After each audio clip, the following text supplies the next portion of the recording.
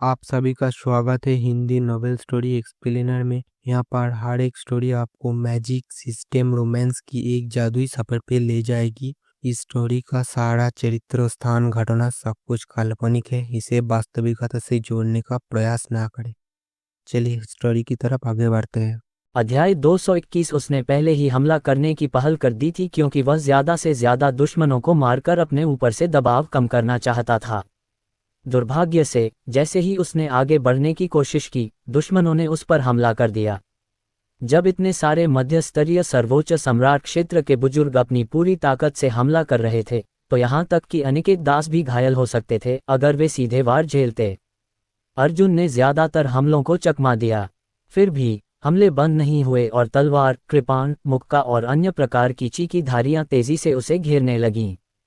सौभाग्य से उसने स्वर्णिम वस्त्र पहना हुआ था, अन्यथा वह गंभीर रूप से घायल हो जाता। Clang clang clang, clang clang clang. हालांकि स्वर्ण वस्त्र ने ज्यादातर हमलों को रोक दिया था, फिर भी कुछ हमले स्वर्ण वस्त्र को भेदकर अर्जुन के शरीर पर लगे। जल्द ही अर्जुन के आंतरिक अंग हिलने लगे और हिलने लगे। वह लगातार मुंह में खून भरकर थूक रहा था और उसका चेहरा पीला पड़ गया था। अपनी ओर आक्रमण की एक और लहर आते देख अर्जुन ने शीघ्रता से बचाव किया, लेकिन शीघ्र ही उस पर कई बड़े बड़े कड़ाहों से प्रहार किया गया, जिससे वह उड़ गया और उसके मुंह से खून निकलने लगा। धत्तेरी की, ये बहुत ज्यादा हैं। अगर आमने सामने की लड़ाई होती तो मैं 3 ही चालों में सबको मार गिराता। भले ही मुकाबला 10 के विरुद्ध 1 का हो, मैं निश्चित रूप से जीतूंगा। अर्जुन ने इन लोगों को कम करके आंका था। हालांकि वह जल्दी से बच निकला, फिर भी इतने हमले हुए कि उसे मजबूरन कुछ लोगों को जमीन पर गिरने देना पड़ा। उसने अपनी छाती पकड़ ली। उसका सुनहरा वस्त्र फट गया था और उसका शरीर खून से लथपथ था। उसने बाकी हमलों को चकमा दिया और तुरंत ठीक होने के लिए एक दवा की गोली निकाल ली। बगल में कई धमाके हुए और जिस जगह अर्जुन खड़ा था वह 100 मीटर लंबा और चौड़ा एक गहरा गड्ढा बन गया। दर्जनों हथियार जमीन पर गिरे थे। अगर वह वहां खड़ा होता तो उसे धूल में मिला देता। हा, अर्जुन, तुम छोटे बदमाश, अब अपने अवसरों के बारे में कैसा महसूस कर रहे हो? इस बार तो तुम जल्दी बच निकले, लेकिन अगली बार तुम इतने भाग्यशाली नहीं होगे। हम में से हर कोई दर्जनों बार ये हमले कर सकता है। दूसरे शब्दों में, आज तुम्हारे बचने की कोई संभावना नहीं है। तुम्हारी मौत बस समय की बात है। हालांकि यदि आप अभी आत्मसमर्पण कर देते हैं तो आप रक्त आत्मा संप्रदाय के आने तक 1 वर्ष तक जीवित रह सकते हैं। अर्जुन, विशाल महासागर संप्रदाय के प्रमुख बुजुर्ग आगे बढ़े। उन्होंने अर्जुन की ओर देखा जो जख्मों से लथपथ था और ठंडे स्वर में बोले, अगर तुम कोई साधारण 6ठे स्तर के सर्वोच्च सम्राट क्षेत्र विशेषज्ञ होते तो अब तक मर चुके होते। हालांकि आप उन हमलों से बचने में कामयाब रहे। वर्तमान युग में कोई भी आपकी प्रतिभा और युद्ध शक्ति की बराबरी नहीं कर सकता। यदि आप रक्त आत्मा संप्रदाय में शामिल होने के इच्छुक हैं तो मैं आपकी गारंटी दे सकता हूं। महापुरुष अर्जुन को घूरते रहे। हालांकि उनके मन में अर्जुन के प्रति घृणा थी, फिर भी वे अर्जुन का सम्मान करते थे। खैर, इस बदचलन को रक्त आत्म संप्रदाय के स्वामी को सौंपना ही था। यदि अर्जुन रक्त आत्मा संप्रदाय में शामिल होने को तैयार होता तो उसे पुरस्कृत किया जाता। हालांकि अगर अर्जुन तैयार न हो तो क्या होगा? हम अनिच्छुक, उसके अंग और साधना अभी और यहीं अपंग हो जाएंगे। अर्जुन जैसे 4थे स्तर के दायुआन क्षेत्र के साधक के लिए उनकी पकड़ से बचना संभव नहीं था, भले ही अनिकेत दास आ जाएं। रक्त आत्मा संप्रदाय के प्रति समर्पण। अर्जुन तिरस्कार से भरा हुआ था और उसकी आंखों में क्रोध भी झलक रहा था। उसने विशाल सागर संप्रदाय के महापुरुष की ओर इशारा करते हुए कहा, अगर मैं यहाँ मर भी जाऊं तो भी रक्त आत्मा संप्रदाय में कभी शामिल नहीं होऊंगा। तुम लोग उनके कुत्ते हो, फिर भी तुम ऐसा व्यवहार कर रहे हो मानो तुम किसी तरह श्रेष्ठ हो। अर्जुन इसे हास्यास्पद मानने से खुद को नहीं रोक सके। 8 बड़े संप्रदाय, हुआंग परिवार, ये शापित कुत्ते और कमीने। तुम्हें इस बारे में ठीक से सोचना चाहिए। विशाल महासागर संप्रदाय के प्रमुख बुजुर्ग ने उस दल में फंसे 100 से ज्यादा शिष्यों की ओर देखा और गहरी आवाज में कहा, कुत्ता बनकर कम से कम तुम जीवित तो रह पाओगे और दूसरों से श्रेष्ठ तो हो जाओगे, लेकिन उन्हें तो कुत्ता होने का भी हक नहीं है। दूसरे शब्दों में, अर्जुन, तुम्हें कुत्ता बनने देना तुम्हारे प्रति सम्मान का प्रतीक है। जब समूह के सदस्यों बाई युक्वान, चिराग जैन, हे याओ और अन्य लोगों ने यह सुना तो उनकी भावनाएं मिश्रित थीं। इन शब्दों से यह स्पष्ट हो गया कि वे अर्जुन के सामने कुछ भी नहीं थे, क्योंकि वे कुत्ते बनने के भी योग्य नहीं थे। कैसा मजाक है, कितना दयनीय। अर्जुन, तुम्हें जल्दी से चले जाना चाहिए। अर्जुन, अब चले जाओ। भाई युक्वान और चिराग जैन चिल्लाए। वे अर्जुन को इन बुजुर्गों के हाथों में पड़ते नहीं देखना चाहते थे। वे जानते थे कि इन बुजुर्गों का सामूहिक हमला अर्जुन को बुरी तरह घायल कर देगा। पहली बार तो वह भले ही बच गया हो, लेकिन अगर वे उसे एक बार भी पकड़ लेते तो उसे आसानी से मार गिराते। हालांकि अब तक एक भी बुजुर्ग अर्जुन को नीचे ले जाने के लिए आगे नहीं आया था, क्योंकि वे सावधान थे और डरते थे कि अर्जुन उन्हें भी अपने साथ नीचे ले जाएगा। अर्जुन गंभीर रूप से घायल हो गए थे, लेकिन उनकी युद्ध शक्ति बहुत अधिक थी। उनके पास बढ़त का एकमात्र कारण उनकी संख्यात्मक बढ़त थी। उनके कुत्ते बनने के भी योग्य नहीं। हा, अर्जुन, मैं जानता हूं कि तुम बहुत प्रतिभाशाली हो और मैं अपनी हीनता स्वीकार करता हूं। हे याओ, आकाश में दहाड़ा, जल्दी करो और चले जाओ। हमें बचाने की कोशिश मत करो और जल्दी से यहाँ से निकल जाओ। एक दिन जब तुम अर्ध दिव्य लोक पहुंचोगे तो वापस आना और हमारा बदला लेना। पहले मैंने तुम पर घात लगाकर हमला किया था और तुम्हें नीचा दिखाया था। हालांकि ऐसा करना मेरी गलती थी और मैं माफी मांगता हूं। अब कृपया जल्दी से यहाँ से चले जाओ और भविष्य में हमसे बदला लेना। मैं तुमसे विनती करता हूं। अर्जुन ही एकमात्र ऐसा प्रतिभाशाली योद्धा था जो उस दल में फंसा नहीं था और वही उनसे बदला ले सकता था। उसे यहाँ से निकलना ही था। क्या तुम आत्मसमर्पण कर रहे हो? अगर तुम हमारे साथ नहीं आना चाहते तो जिंदा चमड़ी उधेड़ने और यातनाएं सहने के लिए तैयार रहो, विशाल महासागर संप्रदाय के प्रमुख बुजुर्ग ने शांति से कहा। अर्जुन ने बड़ों को घूरा। लोग अपने माता पिता की उम्मीदों पर खरे उतरते हैं और अपने पैरों पर खड़े होकर मरते हैं। अगर मैं मरूंगा तो जरूर युद्ध में मरूंगा। मैं उस रक्तात्मा संप्रदाय के आगे कभी नहीं झुकूंगा जिसने कुनलुन पर्वत पर मेरे भाइयों का वध किया था। और हाँ, तुम सब भयानक मौत मरोगे। क्या तुम सच में सोचते हो कि मेरा कोई मजबूत समर्थक नहीं है? आज मैं आपको बताऊंगा कि मेरे पीछे खड़ा व्यक्ति एक ऐसा अस्तित्व है जिसे आप अपने जीवन काल में कभी नहीं देख पाएंगे। इस समय अर्जुन का शरीर प्रकाश की परतों से ढका हुआ था। उसकी आसुरी ऊर्जा भी निरंतर उमड़ रही थी और एक कवच में परिवर्तित हो गई थी जो उसकी रक्षा कर रहा था। इसके अलावा काला पत्थर जोर जोर से हिल रहा था। इस समय अर्जुन मानो किसी देवता के समान नश्वर लोक में अवतरित हो रहे थे। अर्जुन अच्छी तरह जानता था कि वह अपने से अधिक शक्तिशाली शत्रुओं को भी परास्त और मार गिराने की क्षमता रखता है। हालांकि इस बार उसके शत्रुओं की विशाल संख्या ने उसे स्तब्ध कर दिया था। इसके अलावा जिन बुजुर्गों से वह लड़ रहा था वे सभी सर्वोच्च सम्राट क्षेत्र के विशेषज्ञ थे, जबकि वह स्वयं अभी तक उस क्षेत्र तक नहीं पहुंचा था। इसलिए एकमात्र चीज जिस पर वह भरोसा कर सकता था वह था संसार कब्रिस्तान, जिसके भीतर 3 प्राचीन शक्तिशाली विशेषज्ञ थे, संसार, नी बैजियन और मोहिनी। उनका मानना था कि यह उन्हें अजेय बनाने के लिए पर्याप्त था। अपने सामने खड़ी विकट परिस्थिति को देखकर अर्जुन ने और समय नहीं गंवाया। उसकी चेतना संसार शमशान में प्रवेश कर गई और वह संसार, नी बैजियन और मोहिनी के पास पहुंचा। वरिष्ठजनों, आपने स्थिति देख ली है। कुनलुन पर्वत रक्त आत्मा संप्रदाय से लड़ने का साहस खो चुके हैं, लेकिन मैं विभिन्न संप्रदायों के प्रतिभाशाली लोगों को बचाने की पूरी कोशिश करूंगा।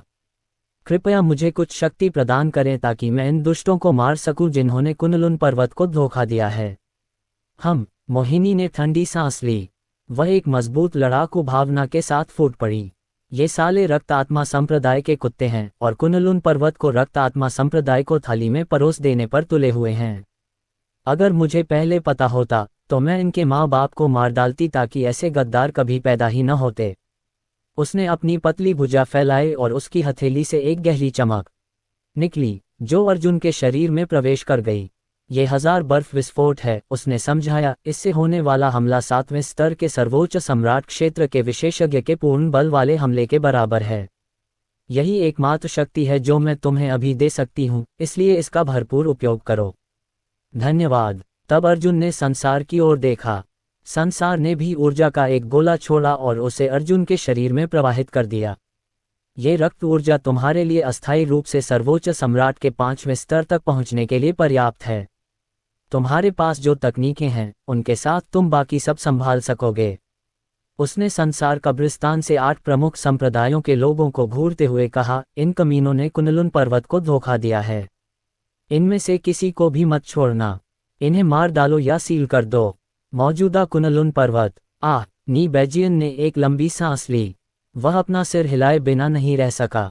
हमारे ज़माने में कुनलुन पर्वतों में ऐसे कमीने नहीं थे और उनमें से कोई भी इन जैसे कुत्ते बनने को तैयार नहीं था। छोड़ दे बच्चे, चूंकि तूने रक्त आत्मा संप्रदाय का विरोध करने के लिए झंडा उठाया है, इसलिए मैं तुझे अपनी शक्ति का एक कतरा दूंगा। नी बैजियन ने एक हाथ की मुहर लगाई और तलवार क्यूई की एक अंतहीन धारा इकट्ठा हुई और एक बर्फीली नीली तलवार में संघनित हो गई। कुछ ही क्षणों बाद उसने छोटी बर्फीली नीली तलवार अर्जुन के शरीर में घुसा दी। मैं तुम्हें कुछ आत्मिक शक्ति दूंगा जो कि तिनकुन तलवार मुहर की साधना को प्रारंभिक सफलता स्तर तक ले जाने के लिए पर्याप्त होगी। तुम कुछ लोगों को, चाहे उनकी साधना का स्तर कुछ भी हो, मुहर लगाने में सक्षम हो जाओगे। शर्त यह है कि आपकी आत्मा की शक्ति उस व्यक्ति से अधिक होनी चाहिए जिसे आप सील कर रहे हैं। हालांकि मेरी राय में बाहर की उन चींटियों में से किसी के पास आपसे अधिक आत्मिक शक्ति नहीं है। जाना। अर्जुन ने अपनी चेतना में प्रवेश करते हुए आत्मिक शक्ति का एक विशाल प्रवाह महसूस किया जिससे उसे चक्कर आने लगा। कुछ ही क्षणों में वह आत्मिक शक्ति से परिचित हो गया और जान गया कि वह तुरंत के तिनकु तलवार मुहर को सक्रिय कर सकता है और दूसरों को भी मुहर लगा सकता है। वह मुहर की सीमा भी जानता था। प्रारंभिक सफलता के चरण में वह 20 लोगों को, चाहे उनका साधना स्तर कुछ भी हो, सील कर सकता था जब तक कि उसकी आत्मिक शक्ति उनसे अधिक मजबूत थी। महान सफलता के चरण में वह 80 लोगों को सील करने में सक्षम होगा और चरम सफलता के चरण में 200 लोगों को। जब तक उसकी आत्मिक शक्ति पर्याप्त थी, कुनलुन पर्वत पर कोई भी इस मुहर का विरोध नहीं कर सकेगा। ये तकनीक एक दिव्य तकनीक थी। जब तक मुहरबंद व्यक्ति में उससे 10 गुना ज्यादा आत्मिक शक्ति न हो, वह व्यक्ति उसके नियंत्रण से कभी नहीं बच सकता था। इससे उसे कई विशेषज्ञों को नियंत्रित करने की क्षमता प्राप्त हो जाएगी और वह जब चाहे तब मुहर हटा सकेगा। इस तकनीक से तलवार सम्राट एक शक्तिशाली सेना स्थापित करने में सक्षम था। इसमें कोई आश्चर्य नहीं कि संसार और मोहिनी उसका इतना सम्मान करते थे। धन्यवाद वरिष्ठ जन, मैं इन गद्दारों में से किसी को भी नहीं छोड़ूंगा। अर्जुन आत्मविश्वास से संसार शमशान से बाहर निकल गया। साथ ही पहले खाई गई औषधि की गोली की बदौलत उसकी आधी चोटें ठीक हो चुकी थीं। अब जबकि वह 20 लोगों को सील कर सकता था, उसने सोचा कि वह 8 छठे स्तर के सर्वोच्च सम्राट क्षेत्र के विशेषज्ञों को सील कर देगा और उन्हें अन्य बुजुर्गों से लड़वाएगा। तुम बूढ़े लोग सुधारने वाले नहीं हो, छोड़ो इसे, मैं तुम्हें खुद पर लोग भेज दूंगा। अर्जुन की नज़र फिर उस सेना पर पड़ी। तुम 16 लोग, चूंकि तुम सब यहाँ हो, युद्ध के लिए तैयार हो जाओ। इस सेना का काम पूरा होने के बाद मैं अगली बार तुम्हारे पास आऊंगा। तुरंत ही उसकी सच्ची क्यूई और रक्त ऊर्जा हिंसक रूप से हिलने लगी, जैसे समुद्र की लहरें लगातार हिलती रहती हैं। रक्त अजगर उसके शरीर से बाहर उड़ गया और आकाश में फैलता चला गया। उसका विशाल शरीर मानो स्टील की दीवार हो और उसके रक्त लाल शल्क चकाचौंध से झिलमिला रहे थे। उसके बाद एक गर्जना हुई और पूरा वातावरण दहल गया। सोना, अब तुम्हारा नंबर है। सोना के प्रकट होकर जमीन पर उतरते ही उसकी रक्त ऊर्जा में तेजी से वृद्धि हुई और पलक झपकते ही वह 3 मीटर ऊंचे लाल राक्षसी जानवर में बदल गया। उससे एक रक्तरंजित आभा निकल रही थी जो मानो पाताल लोक से आ रही हो। क्या तुम पर फिर से हमला हो रहा है?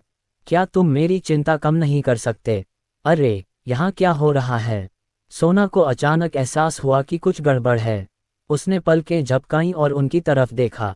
इतने सारे मध्य स्तरीय और यहाँ तक कि कुछ अंतिम स्तरीय सर्वोच्च सम्राट क्षेत्र के विशेषज्ञ भी। उसने आश्चर्य से अपना सिर घुमाया और अर्जुन की ओर देखा। तुम तो और भी मुसीबत में फंसते जा रहे हो, उसने असहाय होकर कहा। आखिरकार ये दिन तो आना ही था।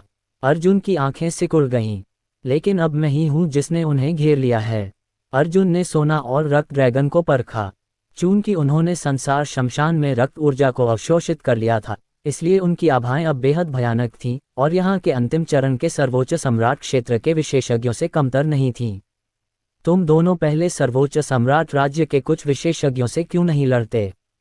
उसने पूछा। बाकी मुझ पर छोड़ दो। अर्जुन की आवाज बादलों में गूंज उठी और तुरंत ही दूसरी ओर कोलाहल मच गया। कितना घमंडी बच्चा है, क्या तुम्हें सचमुच लगता है कि तुम्हारे पास बच निकलने का कोई मौका है?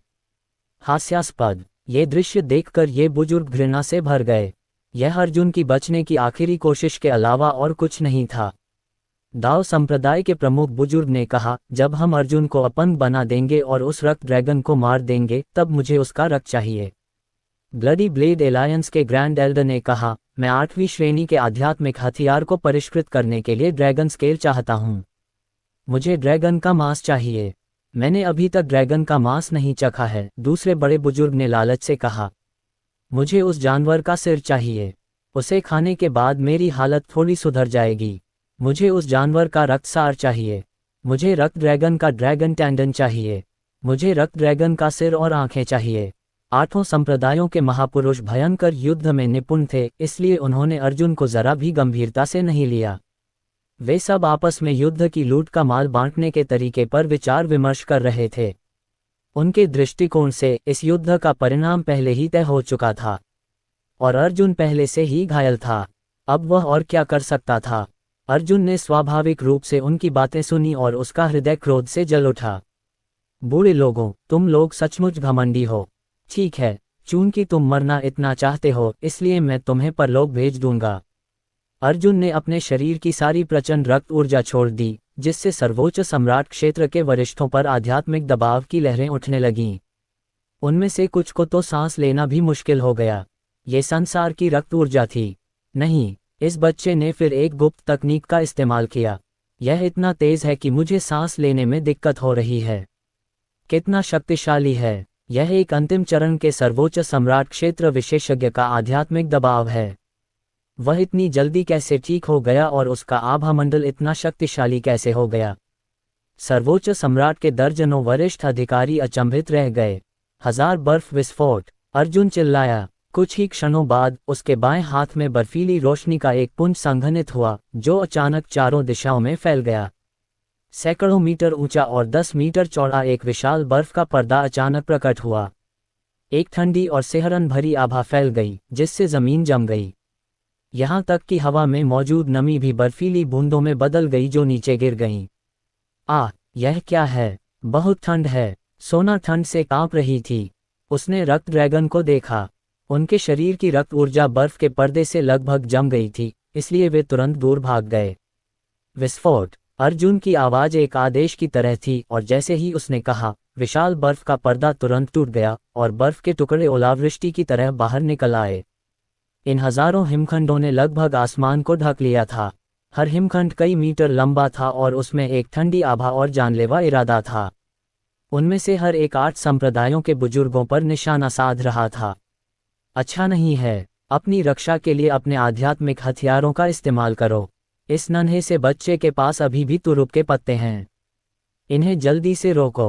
ये बर्फ के टुकड़े बहुत शक्तिशाली हैं। शक्ति लगभग एक अंतिम चरण के सर्वोच्च सम्राट क्षेत्र विशेषज्ञ के बराबर है। असंभव! तरह तरह की चीखें सुनाई दे रही थीं और तरह तरह की रोशनियां चमक रही थीं। उन्होंने बर्फ के टुकड़ों का प्रतिरोध करने की पूरी कोशिश की। गर्जन! एक असली ड्रैगन प्रेत प्रकट हुआ और गर्जना के साथ ड्रैगन के पंजों ने कुछ हिमखंडों को अवरुद्ध कर दिया। कांव कांव! एक फीनिक्स प्रेत स्वर्ग की अवहेलना करते हुए उड़ गया और अपने बुलाने वाले की रक्षा के लिए अपने पंख फैला दिए, जिससे एक सुरक्षात्मक अवरोध बन गया। इसके तुरंत बाद एक काले कछुए का प्रेत, एक सफेद बाघ का प्रेत तथा कई अन्य प्रेत प्रकट हुए। 8 संप्रदायों के प्रमुख बुजुर्गों ने अपनी चाल चली। वे जानते थे कि इन हिमखंडों को रोकने के लिए उनकी पूरी ताकत की जरूरत होगी। वैसे भी उन्हें यकीन नहीं था कि अर्जुन इस वार को दूसरी बार कर पाएगा। दुर्भाग्य से वह कर पाया। Clang clang clang! का तलवारें और कृपानें आकाश में ऊपर उठीं, जिससे कृपान और तलवार की अनगिनत किस्में उत्पन्न हुईं, जिन्होंने अलग अलग सुरक्षात्मक अवरोधों का निर्माण किया। बाकी प्राचीनों ने भी अपनी रक्षा के लिए अपने आध्यात्मिक हथियार सक्रिय कर लिए। दुर्भाग्य से यही उनकी सीमा थी, क्योंकि वे कोई रक्षात्मक संरचना नहीं बना सके। आखिरकार वे 8 अलग अलग संप्रदायों से आए थे और इससे पहले उन्होंने कभी एक साथ काम नहीं किया था। इस महत्वपूर्ण क्षण में वे केवल अपनी सुरक्षा करना चाहते थे। आकाश में एक आदमी अकेले ही दर्जनों सर्वोच्च सम्राट क्षेत्र के बुजुर्गों पर हमला कर रहा था। कितनी बहादुरी! कुनलुन पर्वतमाला के सर्वोच्च प्रतिभाशाली व्यक्ति से जैसी उम्मीद थी, यहाँ तक कि पुरानी पीढ़ी भी उसके हमलों का सामना नहीं कर सकी। धमाका धमाका, सुरक्षात्मक अवरोधों के टूट जाने से विस्फोटों की एक श्रृंखला शुरू हो गई। कई आध्यात्मिक हथियार भी चकनाचूर हो गए। अर्जुन पर हमला करने के समय की तुलना में जब अर्जुन ने उन पर हमला किया तब उनकी हालत और भी बदतर थी। दल में शामिल कई प्रतिभाशाली लोग इस दृश्य को आश्चर्य से देख रहे थे। कई सर्वोच्च सम्राट क्षेत्र के बुजुर्गों के दांत बर्फ के टुकड़ों से छिद गए और उनकी दिव्य आत्माएं नष्ट हो गईं। 30 से ज्यादा बुजुर्ग भी थे जिन्हें भागकर मार डाला गया। वे स्पष्ट रूप से बुरी तरह घायल थे और लड़ने की क्षमता खो चुके थे। जहां तक 8 संप्रदायों के 8 महापुरुषों का सवाल है, वे तो मुश्किल से ही विरोध कर पाए। क्या ये सचमुच अर्जुन था? हे भगवान! चौथे स्तर का दाओयुआन क्षेत्र का साधक दर्जनों सर्वोच्च सम्राट क्षेत्र के बुजुर्गों से लड़ रहा था। अगर यह कहानी किसी परीक्षा की तरह भी कही जाए तो भी कोई इस पर विश्वास नहीं करेगा। क्या यही अर्जुन की असली ताकत है? भाई युक्वान का दिल ठंडा पड़ गया। मैंने सोचा था कि उसकी गुप्त तकनीक उसे शुरुआती दौर के सर्वोच्च सम्राट क्षेत्र के विशेषज्ञ के बराबर ही बनाएगी। वह बुदबुदाया। मुझे उम्मीद नहीं थी कि वह एक उच्च स्तरीय सर्वोच्च सम्राट क्षेत्र विशेषज्ञ की ताकत का प्रदर्शन कर पाएगा। उसने अपना सिर हिलाया और आह भरी। वह हमारे स्तर का बिल्कुल भी नहीं है। भाई युक्वान ने अपना सिर झुकाया और हेई याओ की ओर देखा।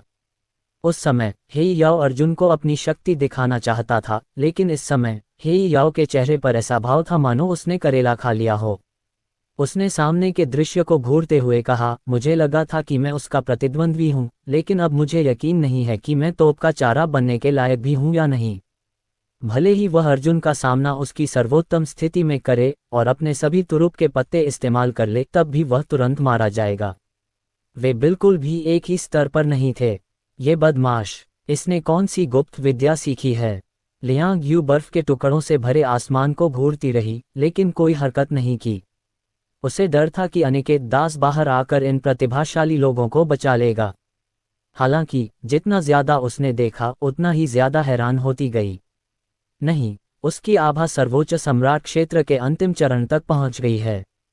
असंभव! अर्जुन को घूरते हुए उसकी आंखें चौड़ी हो गईं। इस आभा का अर्थ था कि अर्जुन की शक्ति कम से कम सर्वोच्च सम्राट क्षेत्र के 5वें स्तर को पार कर गई थी। कोई भी अस्तित्व जो इस स्तर की शक्ति को उन्मुक्त कर सकता था, निश्चित रूप से कुनलुन पर्वत का एक शीर्ष विशेषज्ञ था, और कम से कम कुछ हजार साल पुराना होना चाहिए, या यहाँ तक कि 10,000 साल पुराना भी। अर्जुन की उम्र कितनी थी? क्या वह 30 साल का था? ये तो असंभव था। कुनलुन संप्रदाय के गुरु के चेहरे पर उदासी छा गई। वे अर्जुन को घूरते रहे और बहुत देर तक सोचते रहे। हमारे पीछे रक्त आत्मा संप्रदाय का समर्थन है, लेकिन शायद अर्जुन को बाहरी लोगों के अन्य महारथियों का भी समर्थन प्राप्त है। फिर भी अन्य शक्तिशाली विशेषज्ञों ने अर्जुन का समर्थन क्यों किया? क्या वे रक्त आत्मा संप्रदाय के साथ युद्ध शुरू करने की कोशिश कर रहे थे? कुनलुन संप्रदाय के संप्रदाय गुरु ने अब इसके बारे में सोचने की भी हिम्मत नहीं की। अतीत के कुनलुन पर्वतों में कई अर्ध दिव्य क्षेत्र विशेषज्ञ थे, और यहाँ तक कि दिव्य राजा और आदि अराजकता क्षेत्र विशेषज्ञ भी थे। हालांकि वर्तमान कुनलुन पर्वतों में आपको एक भी नहीं मिलेगा। मुझे अब याद आया, मैंने रक्त आत्मा संप्रदाय के 6 सदस्यों को पहले भी इसका उल्लेख करते सुना है। रक्त आत्मा संप्रदाय के कुछ प्रतिभाशाली लोग किशोरावस्था या 20 की उम्र के हैं। कई सर्वोच्च सम्राट क्षेत्र विशेषज्ञ और कुछ अर्धदैवीय क्षेत्र विशेषज्ञ भी हैं। ब्लडी ब्लेड एलायंस के संप्रदाय गुरु ने धीरे से कहा।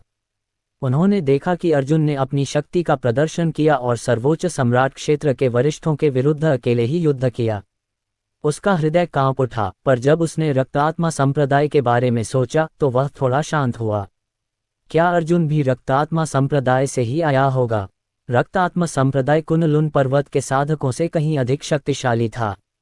रक्तात्मा संप्रदाय में सर्वोच्च सम्राट क्षेत्र विशेषज्ञ या अर्ध दिव्य क्षेत्र विशेषज्ञ का किशोरावस्था या 20 वर्ष की आयु में होना पूरी तरह से उचित था।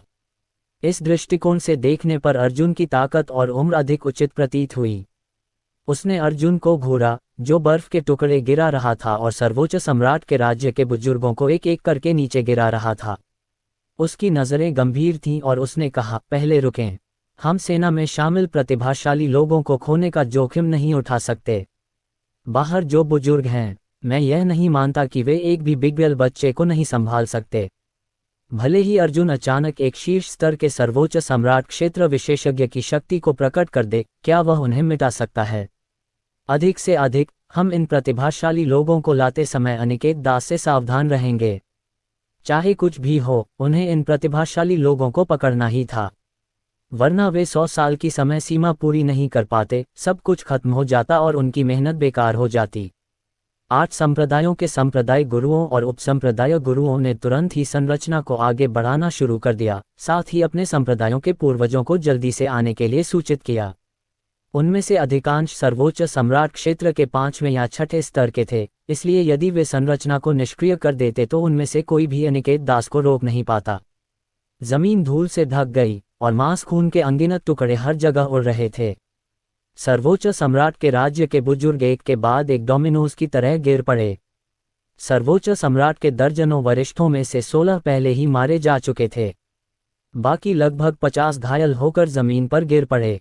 बहुत कम लोग ऐसे थे जो अब भी सुरक्षित बचे थे। अर्जुन बीच में ठंडेपन से खड़ा था। उसके काले बाल हवा में लहरा रहे थे और उसकी आंखें अनंत तारों जैसी थीं। जैसे जैसे वह अपने हमलों की लहरें जारी रखता गया, उसकी असीम रक्त ऊर्जा तलवार की ख्यूई में बदल गई। उसके बाएं हाथ में तारकीय तलवार और दाएं हाथ में 9 पाताल आकाशीय भाला था।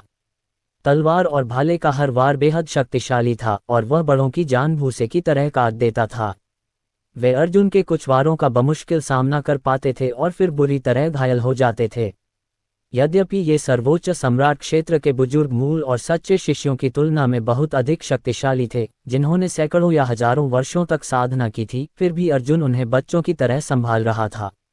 उनमें लड़ने की ताकत नहीं थी। इस दर पर अर्जुन कुनलुन पर्वत के नंबर 1 युवा प्रतिभाशाली की उपाधि को त्याग देगा और कुनलुन पर्वत में सच्चे नंबर 1 विशेषज्ञ की उपाधि धारण करेगा। सोना, ब्लड ड्रैगन, बस उन्हें अशक्त कर दो। सबको मारने की कोई जरूरत नहीं है। अर्जुन की आकृति बिजली और पुनर्जन्म के प्रकाश से घिरी हुई, चमकती हुई गुजरी। उसने तुरंत ही ब्लडी ब्लेड यूनियन के 4थे स्तर के 2 आदरणीय संप्रभु बुजुर्गों पर वार किया। बैंग बैंग, 2 विस्फोट हुए और 2 सर्वोच्च सम्राट राज्य के बुजुर्ग जमीन पर गिर पड़े। उनके अंग क्षत विक्षत हो गए थे। अगर वे ठीक भी हो पाते तो भी उन्हें बहुत समय लगता। फिलहाल वे अब और लड़ नहीं सकते थे। ठीक है, कोई समस्या नहीं, लेकिन तुमने अपना मन क्यों बदला? पहले तो तुमने उन्हें सीधे मार डाला था।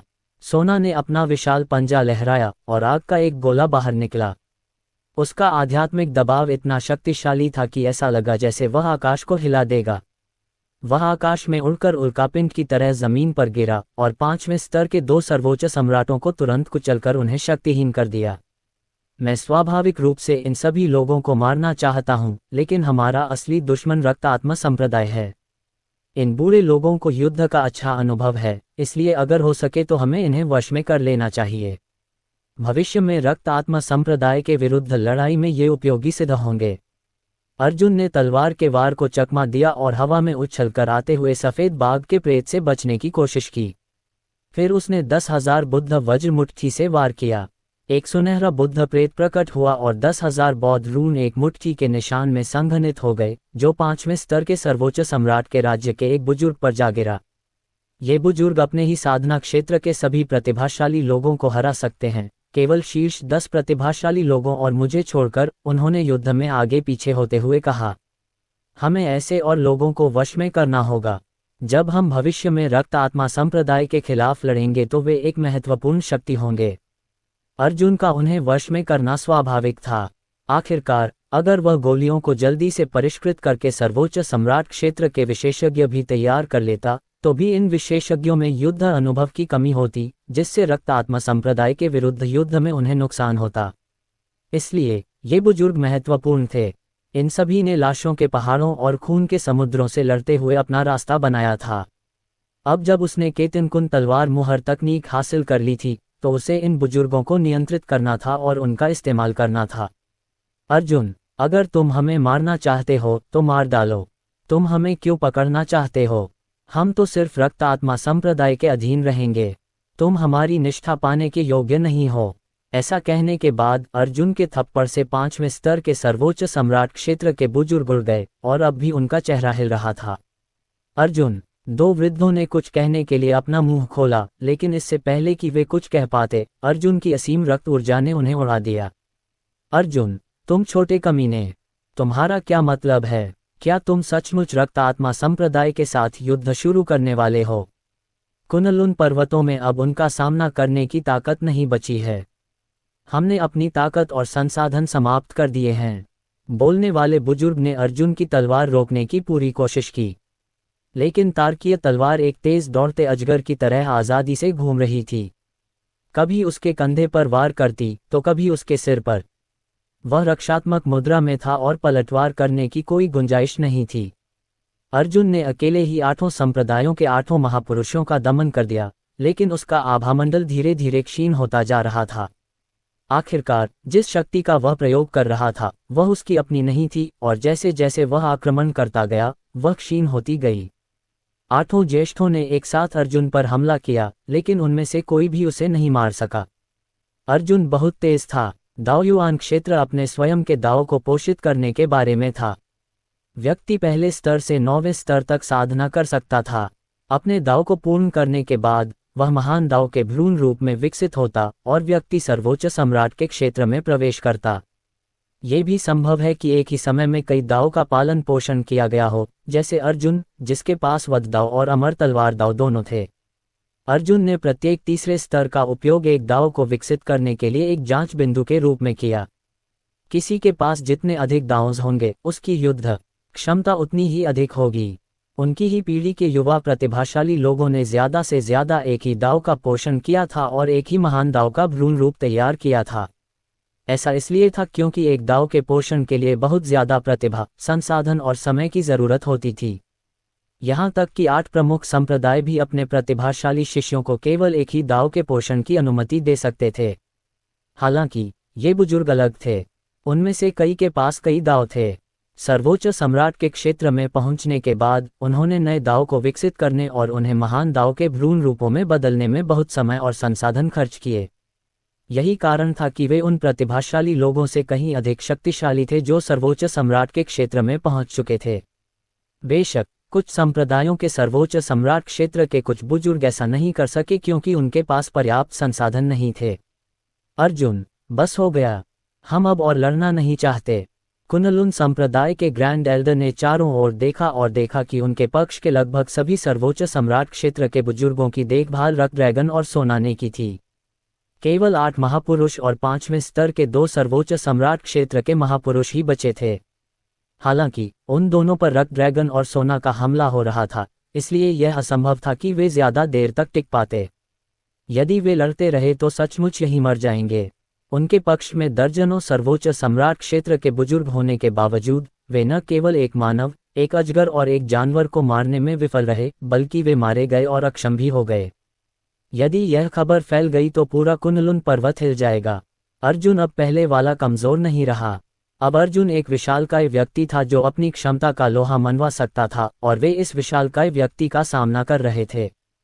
कुनलुन संप्रदाय के सबसे बड़े बुजुर्ग कुंतियान थे। क्षणिक एकाग्रता में चूक के कारण अर्जुन ने कुंतियान को उड़ा दिया और वह जमीन पर गिर पड़ा और अब हिलने में असमर्थ था।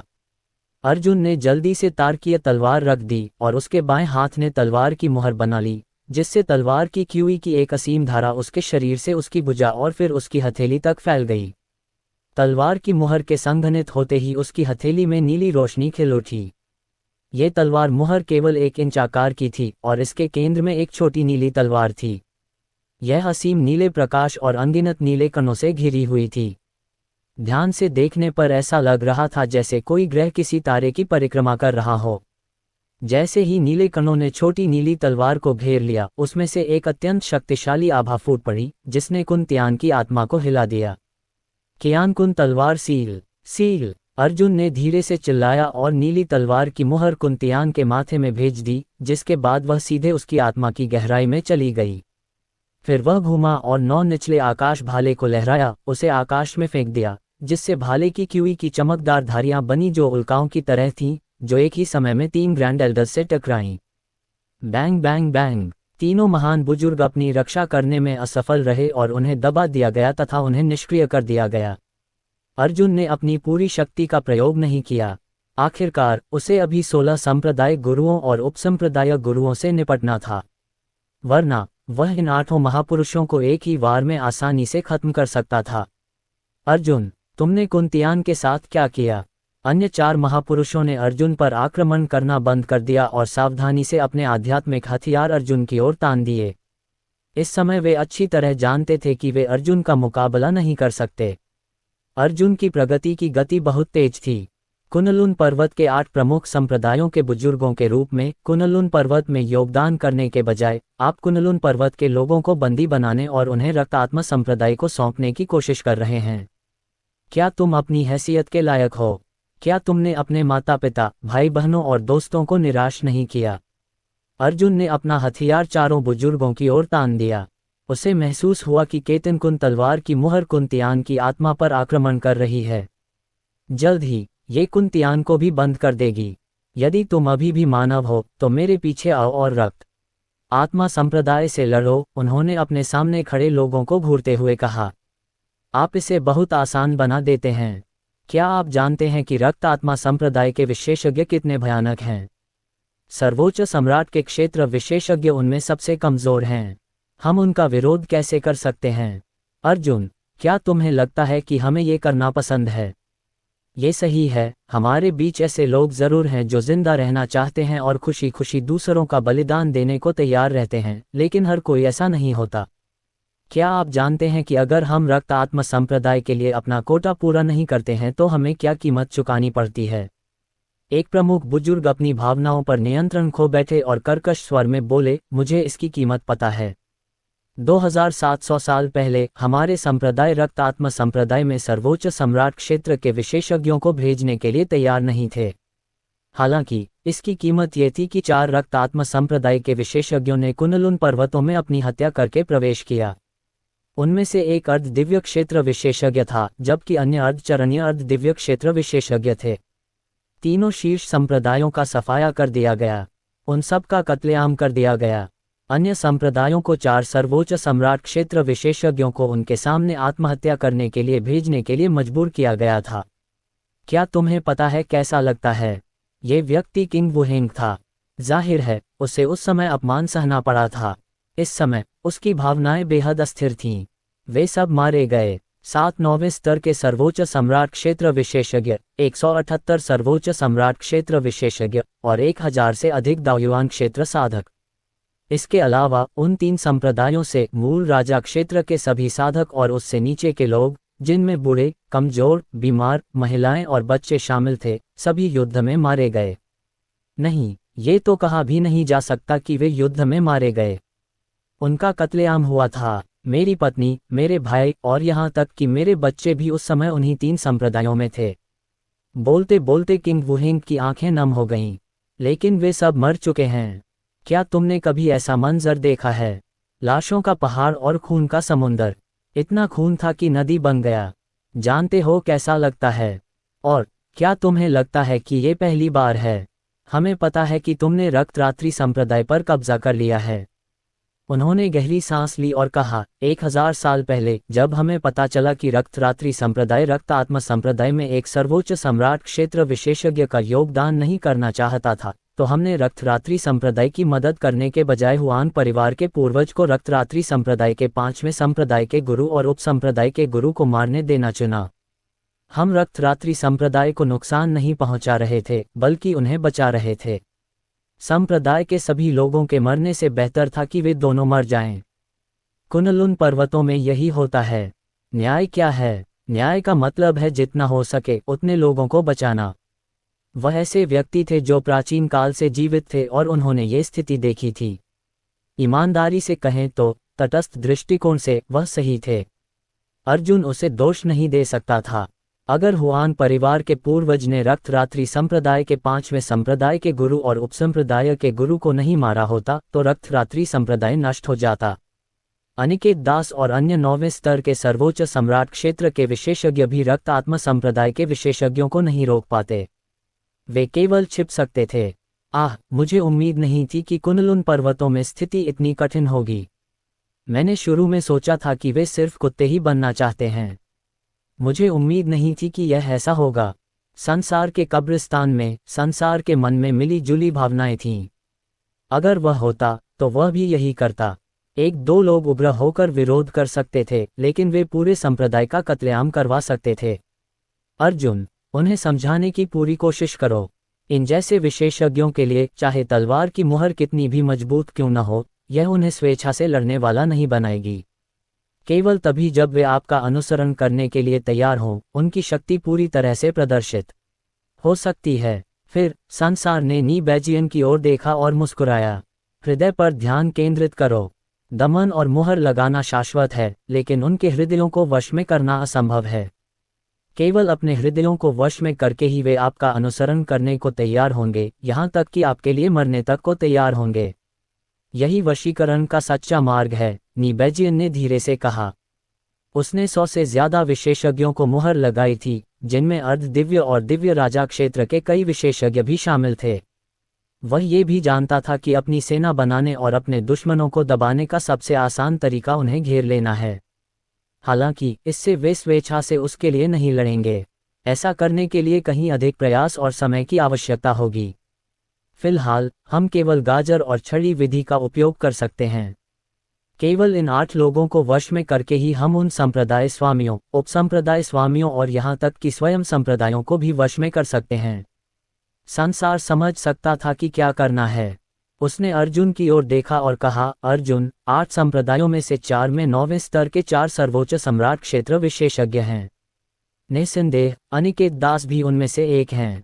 अगर तुम उन्हें बाद में मना सको तो योजना तेजी से आगे बढ़ेगी। अर्जुन में बलपूर्वक उन्हें दबाने और वश में करने की क्षमता थी।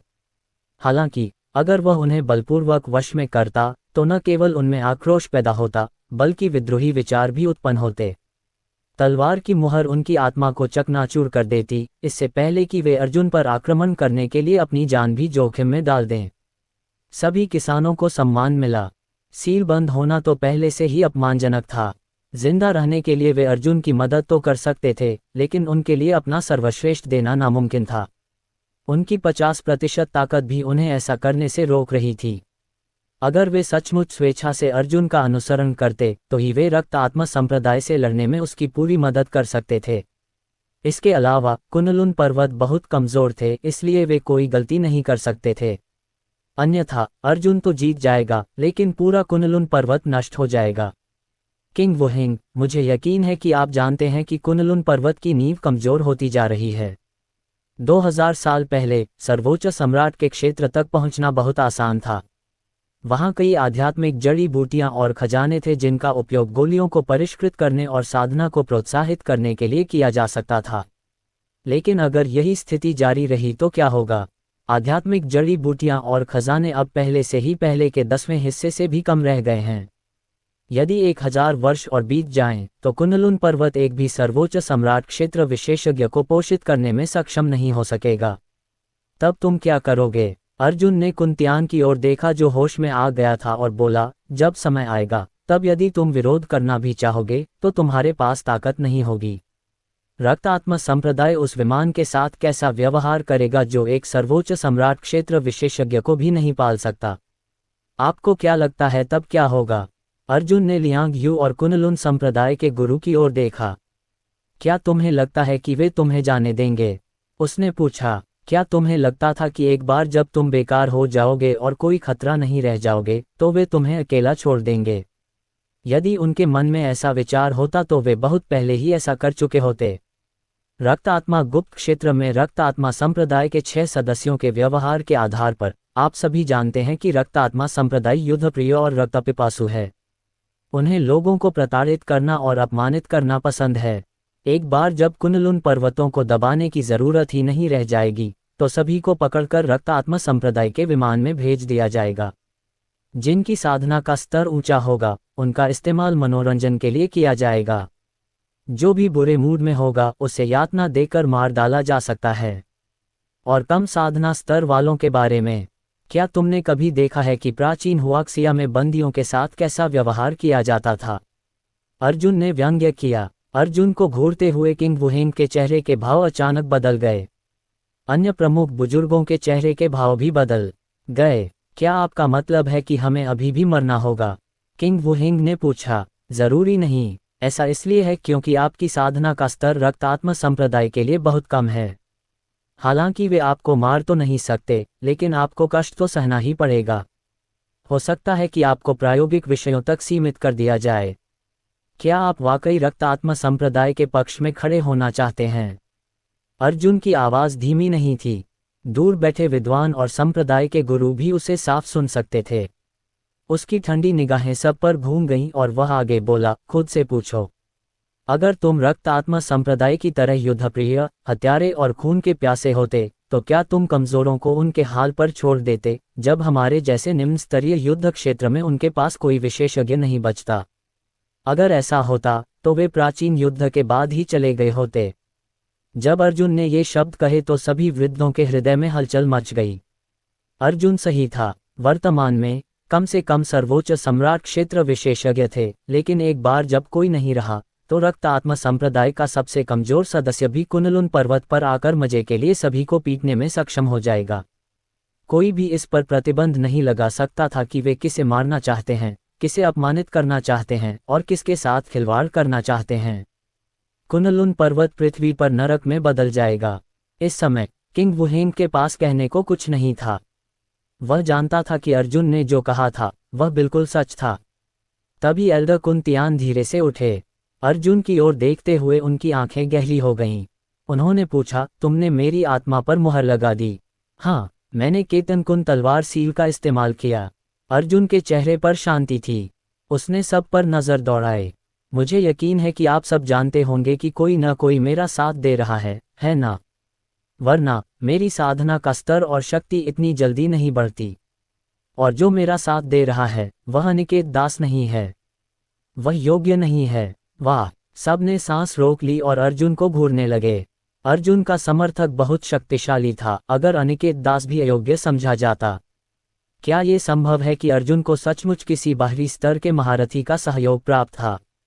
इसकी पूरी संभावना थी, अन्यथा अर्जुन इतने कम समय में इस स्तर तक आगे नहीं बढ़ पाते। जो लोग उसकी उम्र के आसपास थे वे ज्यादा से ज्यादा प्रथम स्तरीय सर्वोच्च सम्राट क्षेत्र के विशेषज्ञ थे। हालांकि उसकी उम्र के अन्य साथियों ने छोटी उम्र से ही साधना शुरू कर दी थी। वे 3 साल की उम्र में शरीर संयम क्षेत्र, 5 साल की उम्र में एकतव क्षेत्र, 7 साल की उम्र में सच्ची आत्मा क्षेत्र, 10 साल की उम्र में अमर आरोहण क्षेत्र, 12 साल की उम्र में पारलौकिक क्षेत्र, 16 साल की उम्र में संत राजा क्षेत्र, 18 साल की उम्र में मूल राजा क्षेत्र, 20 की उम्र में दाओयुआन क्षेत्र और लगभग 30 साल की उम्र में सर्वोच्च सम्राट क्षेत्र में पहुंच गए। उन संप्रदायों और परिवारों के अद्वितीय प्रतिभाशाली लोगों को 30 वर्ष की उम्र में सर्वोच्च सम्राट के क्षेत्र के प्रथम स्तर तक पहुंचने के लिए इतनी कम उम्र में शुरुआत करनी पड़ी थी। हालांकि हुआक्सिया और कुनलुन पर्वतों से अर्जुन के बारे में उपलब्ध जानकारी के अनुसार 20 साल की उम्र तक अर्जुन शरीर संयम के क्षेत्र में भी नहीं पहुंच पाया था। हालांकि कुछ वर्षों के बाद वह छठे स्तर के सर्वोच्च सम्राट क्षेत्र के विशेषज्ञ से युद्ध कर सकता था। किसी बाहरी ग्रह के शक्तिशाली विशेषज्ञ के सहयोग के बिना उसके लिए ऐसा करना असंभव होता। इसके अलावा उस महान विशेषज्ञ को रक्त आत्मा संप्रदाय के समान स्तर का होना चाहिए था। इस समय सभी लोग अर्जुन की ओर उत्तर की प्रतीक्षा में देख रहे थे। अर्जुन का समर्थन कौन कर रहा था? 1134 रहस्यमय विशेषज्ञ भाग 2। अर्जुन की आंखें सिकुड़ गईं और उसने वहां उपस्थित सभी लोगों पर अपनी नजरें घुमाईं। वह जानता था कि ये लोग क्या जानना चाहते थे। सर्वोच्च सम्राट के इन बुजुर्गों को पूरे कुनलुन पर्वतों में शीर्षस्थ विशेषज्ञों के अलावा सबसे भयानक विशेषज्ञ कहा जा सकता था। रक्त आत्मा संप्रदाय के प्रति अपनी निष्ठा त्यागने का उनके पास केवल एक ही रास्ता था, वह था उन्हें भय का अनुभव कराना। इसके अलावा ये भय रक्त आत्मा संप्रदाय से उत्पन्न भय से भी अधिक था। इस विषय पर विचार करते हुए अर्जुन की ठंडी वाणी मानो स्वर्ग तक पहुंच गई। चूंकि आप सभी जानना चाहते हैं तो मैं आपको उत्तर देता हूं।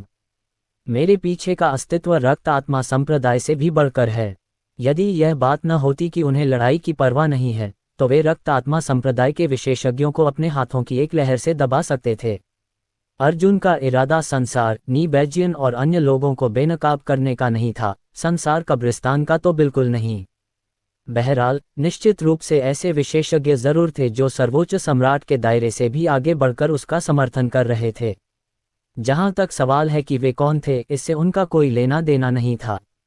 सभी साधना तकनीकें जो मैं जानता हूँ, 10,000 बुद्ध वज्र मुट्ठी, अमर तलवार दाव और वध दाव, सभी उन अस्तित्वों से आई हैं जिन्हें आप केवल देख सकते हैं।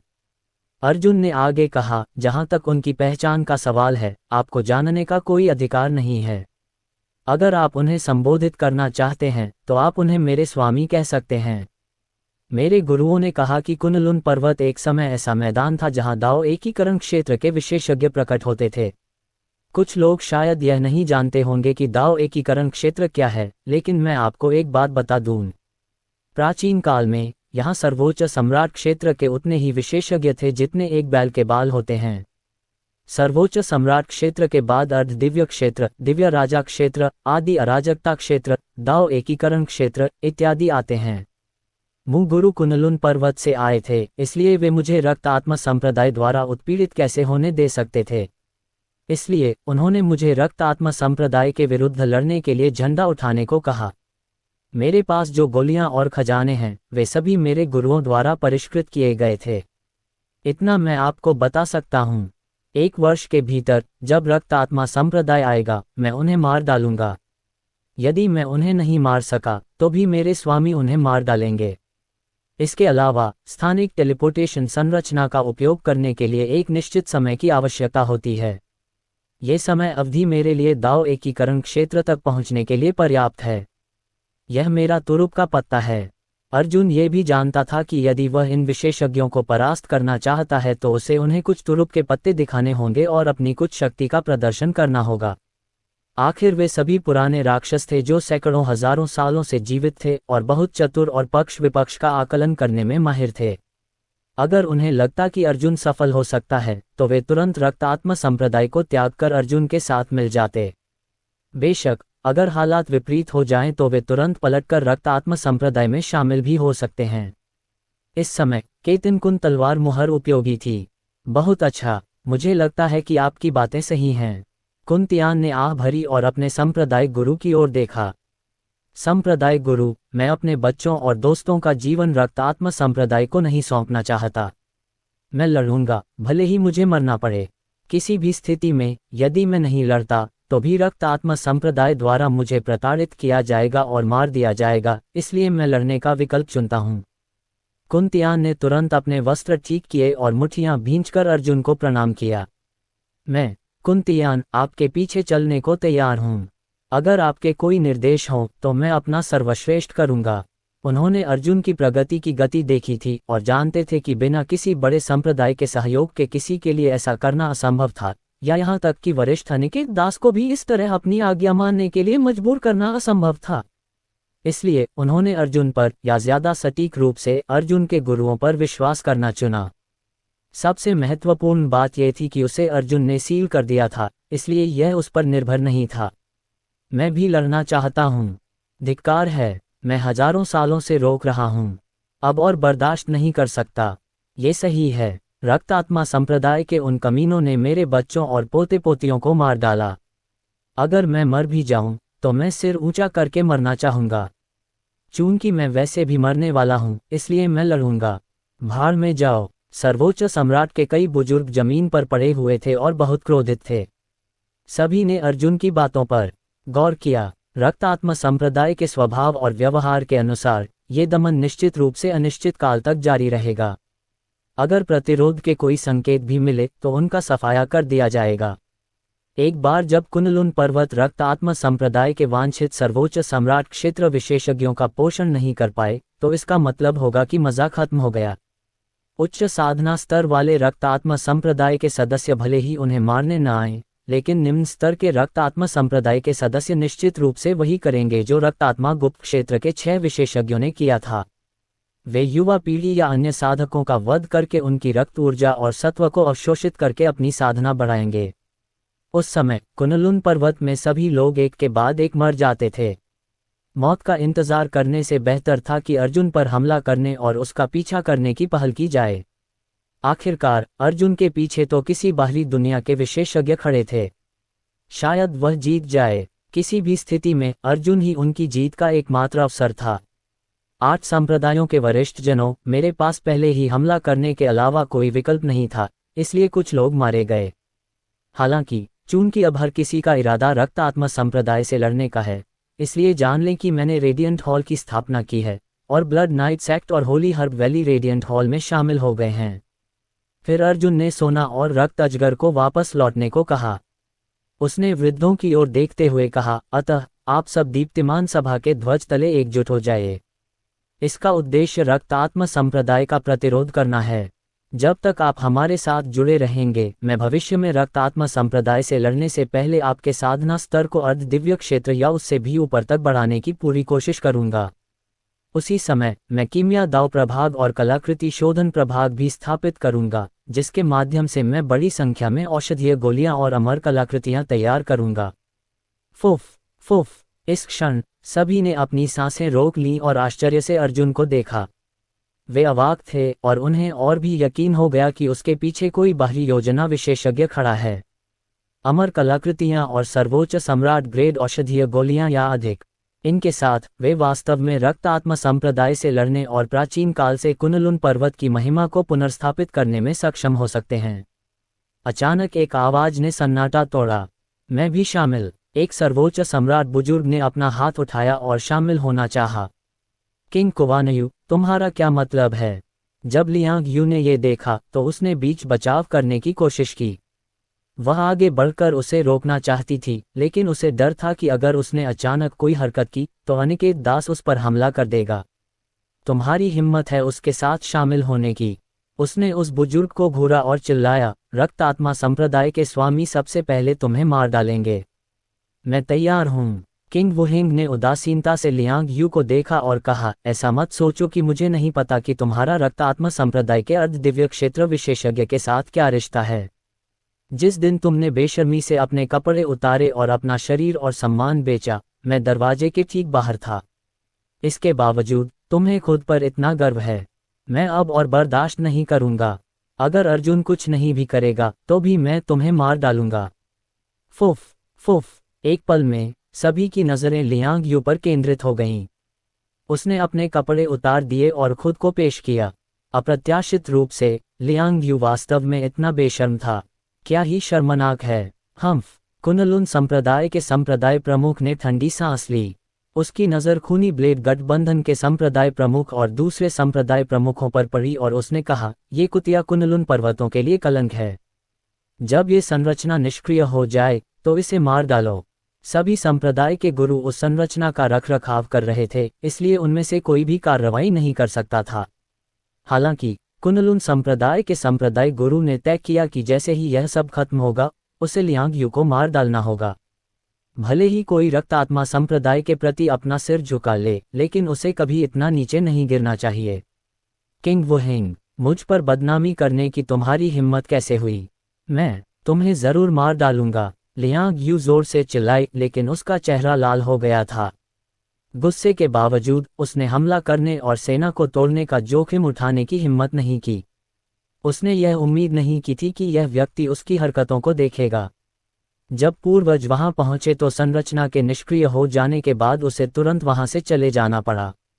16 संप्रदाय के गुरु और उपसंप्रदाय के गुरु कठिन परिस्थिति में थे। उन्हें अनिकेत दास और अर्जुन के आक्रमण का डर था, लेकिन वे संघ को निष्क्रिय नहीं कर सकते थे। इसके अलावा उन्हें प्रतिभाशाली शिष्यों को अशक्त करने के लिए रक्त आत्मा सांपों को पुनः सक्रिय करना पड़ा, जो धीरे धीरे ठीक हो गए, जिससे इन गुरुओं और उनके शिष्यों के बीच दुश्मनी और भी मजबूत हो गई। जहां तक भागने की बात है, तो जब सब लोग अपनी अपनी संरचना बनाए रखने में फंस गए थे, तो वे कहां भाग सकते थे।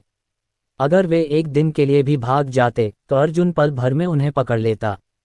किंग वुहिंग ने लियांग यू की बात अनसुनी कर दी। वह अर्जुन के पास गया और मुट्ठियां भींच लीं। मैं रेडियंट हॉल में शामिल होने को तैयार हूं। अर्जुन ने सिर हिलाया। हालांकि मैं तुम पर आंख मूंद कर भरोसा नहीं कर सकता, उसने ठंडे स्वर में कहा, मुझे तुम पर आत्मा सील करने की तकनीक का इस्तेमाल करना होगा। किंग वुहिंग को कोई शिकायत नहीं थी। बहुत अच्छा, मैं विरोध नहीं करूंगा। एक बात है जिसके बारे में आप निश्चिंत रह सकते हैं, अर्जुन ने आगे कहा, मैं इसका इस्तेमाल आपको ऐसा कुछ करने के लिए धमकाने के लिए नहीं करूंगा जो आप नहीं करना चाहते, जब तक आप मेरे साथ रक्त आत्मा संप्रदाय से लड़ते हैं। अर्जुन के चेहरे पर कोई भाव नहीं बदला। उसकी नज़र बाकी 6 महापुरुषों पर पड़ी। आप सब पर भी यही बात लागू होती है। जब दोनों पक्ष विश्वास का आधार स्थापित करेंगे तभी चीजें सफल हो सकेंगी। ये सिर्फ एहतियात के तौर पर था। कुछ समय बाद अगर अर्जुन को लगा कि उन्होंने अपनी तरफ से पूरी कोशिश की है तो वह उनकी मुहरें हटा देगा। आखिरकार अर्जुन अब सिर्फ 20 लोगों पर ही मुहर लगा सकता था। अच्छा, कोई बात नहीं, मैं सहमत हूँ। जब तक हमें देशद्रोही बने रहना नहीं है, मैं तैयार हूँ। अन्य 6 बड़े बुजुर्ग भी इस बात पर सहमत हो गए। अर्जुन ने अपना बायां हाथ हिलाया और उसकी उंगलियों के बीच नीली रोशनी दौड़ गई। 6 छोटी नीली तलवारें एक पल में उड़कर सबके माथे में समा गईं। आत्मा मुद्रा पूरी होने के बाद ये छोटी नीली तलवारें इन बुजुर्गों की आत्माओं में समा गईं। यदि वे विद्रोह करते तो अर्जुन के एक विचार मात्र से ही छोटी नीली तलवार तुरंत सक्रिय हो जाती और उनकी आत्माओं को नष्ट कर देती। 6 महापुरुषों को मुहर लगाने के बाद अर्जुन अपने मन में कुछ पीड़ा महसूस कर सकता था। केतनकुंड तलवार की मुहर का लगातार 8 लोगों पर प्रयोग करने के बाद उसकी आत्मशक्ति अपनी चरम सीमा पर पहुंच गई थी। हालांकि समय के साथ इसमें सुधार होगा। हॉल मास्टर, हमारा क्या होगा? हॉल मास्टर, कृपया हमारे लिए एक आत्मा मुहर बनाएं। अन्य बुजुर्ग लोग पास आए और उसकी मुट्ठियां भींच लीं। हमने पहले भी आप पर हमला किया था, इसलिए अपनी क्षमा याचना और अपनी वफादारी व्यक्त करने के लिए कृपया हम पर आत्मा की मुहर लगा दें। अपनी वफादारी दिखाने के लिए वे मुहर लगवाने को तैयार थे। रक्त आत्मा संप्रदाय जैसे विशाल साम्राज्य के सामने कुनलुन पर्वत को धोखा देने के अलावा उनके पास कोई विकल्प नहीं था। लेकिन अब जब अर्जुन यहाँ थे तो कौन अपनी मातृभूमि के साथ विश्वासघात करना चाहेगा? सभी लोग, मेरी आत्मिक शक्ति सीमित है। इसके अलावा जल्द ही सभी की वफादारी की परीक्षा होगी। अर्जुन ने दक्षिण पश्चिम की ओर देखते हुए कहा, जल्द ही मैं हुआंग परिवार से निपटने जा रहा हूँ और हुआंग परिवार के विशेषज्ञों को सील कर दूंगा। मुझे उनसे निपटने के लिए तुम्हारी जरूरत पड़ेगी। उस समय मुझे स्वाभाविक रूप से पता चल जाएगा कि तुम वफादार हो या नहीं। उसी समय अर्जुन ने संसार शमशान में पूछा, वरिष्ठनी, मुझे केतनकुंड तलवार मुहर की साधना करके महान सफलता के स्तर तक पहुंचने में कितना समय लगेगा? इस समय आपको इसके बारे में सोचने की जरूरत नहीं है। तुम्हें दिव्य राजा के क्षेत्र तक पहुंचना होगा, अन्यथा तुम्हारी साधना का आधार उस स्तर तक पहुंचने के लिए पर्याप्त नहीं होगा।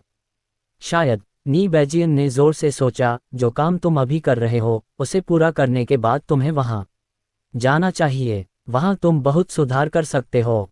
नी बैजियन की बातें सुनकर संसार की आंखें सिकुड़ गईं। उसने आश्चर्य से पूछा, तुम इस बच्चे को कहाँ भेजना चाहते हो? वह जगह नहीं, वह अभी तक सर्वोच्च सम्राट के राज्य में नहीं पहुंचा है।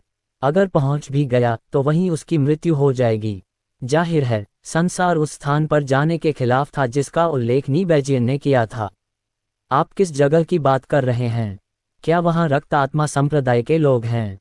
अर्जुन ने पूछा। यहाँ अब रक्त आत्मा संप्रदाय का कोई सदस्य नहीं है।